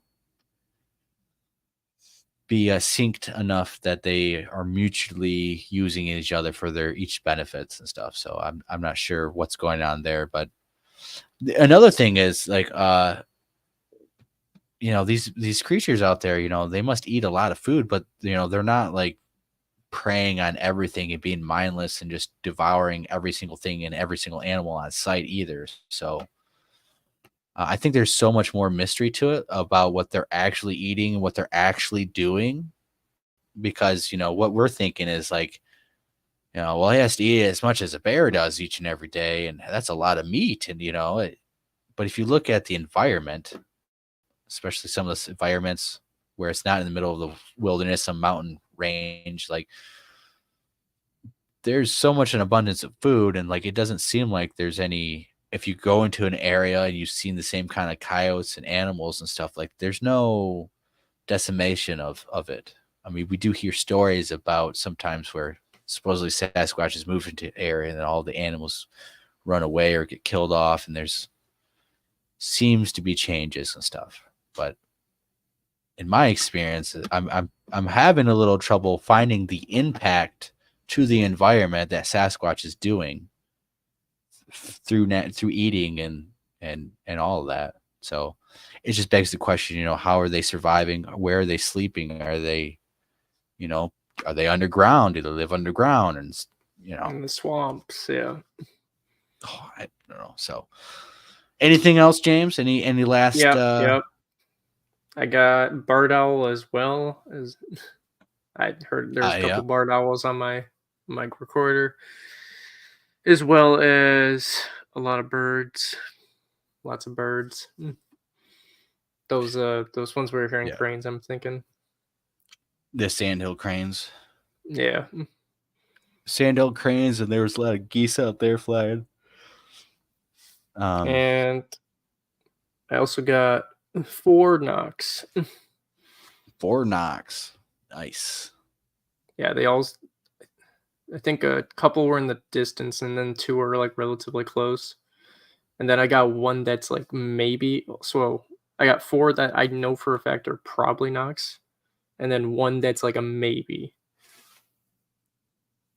Nice. So yeah, if my recorder went all night, I might have had more, but it died. That's the name of the game, man. But we got lucky. I don't know. Is yeah, it luck, hopefully or yours says. Yeah, hopefully your recorder got something too. I'm excited. Besides that one.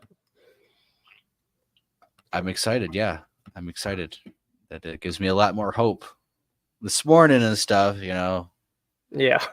I thought it was a dud, honestly, but you never should expect anything, and you should always remember that stuff usually happens when you least expect it. So just have fun out there, but just be ready when stuff does happen. I'm excited for us to show you all the clips that James has, for us to put them together, put it out there, give your opinions on that. So if you're out there, everyone have a good night. We're shutting the live stream down. Don't think we have anything else to talk about. No one jumped on. None of the haters or anyone else. They'll show up later. John. Just talk. Just let them talk. Let them talk, tell stories. We're too busy out there doing stuff. And that's a big difference between a lot of these storytellers and channels and the real deal people. You'll tell. You'll be able to tell, because people who are out there and they tell stories about stuff that happens every single weekend and they can't produce any little thing, it doesn't make sense. How can you have every single weekend, like everything happens short of, Bigfoot picking you up and giving you a hug, but you can't produce anything. So anyways, appreciate the trip, James. No problem. Appreciate everyone in chat giving their opinions. Appreciate everyone for watching. Appreciate anyone who wants to give support. If you think we're doing the right thing, or if you want to help us get better equipment, more equipment, and see better results, you can donate. I'll have some links in the chat here in a little bit and all that. I don't know about you, James. Actually, I do know. I'm ready to pass out. I'm sure you're ready to pass out. I look probably a little tired and all that. I took a nap, so I'm probably okay for a little bit. You're excited. You're like, I just got all these knocks. Heck yeah. Heck yeah. I'll be waiting for tomorrow to hopefully open up some Christmas presents of what did we find. So, because that's what you do when you don't tell stories. You actually go out there and do something. and can find stuff and produce stuff. And if you're not fantasy or full of shit or hoaxing or just making up lies, you should be able to produce something. Not all areas are the same. I think we have some pretty unique areas that seem to be pretty active for us, at least, and I hope we can continue to show more. I want to have a big summer expedition with real researchers like the 168. We have a couple different areas that we can choose from. Some are more rugged and remote than others, but all have produced activity personally and have historical stuff. I can't guarantee that when you guys come here, things will happen. I can't 100% guarantee that, but I'm strongly feeling that, it's going to happen. And if we do it in the long run, it's going to happen. Might not happen the first couple of times. The long run, it's going to happen. And we've shown that. We've done that. You've seen the stories. You've had the encounters, the evidence that we've done throughout the years. So we'll be doing more of that and bigger and better this year in 2024. I am ready. I think we've already it's already been a good year. So we still got a lot more time left in the middle of February. Hopefully everyone gets out there, does their own thing, get inspired. Just have honesty, integrity to talk about it. Don't hoax stuff. Don't misconstrue stuff. Just be honest about it. And if you know something wasn't the sound or wasn't this or wasn't that, don't fake it for the content. Don't story tell because it sounds better. Have integrity, have some honesty. And that's how we're going to get better in the research. That's how we're going to have real researchers who will stand for something and not care about the clicks, the likes, the views, the money, the fame, the whatever. That doesn't matter because it doesn't prove anything. It doesn't matter out there. What matters is what we do out there, I think, in my opinion. I know there's a lot more facets and things that work together, but to me, everything that really matters in this subject is when you're out there trying, finding, producing, and experiencing it. Everything else is secondary. Everything else is secondary, in my opinion. But all right, everyone, hope you had a good time. God bless. Take care. And we'll see you next time.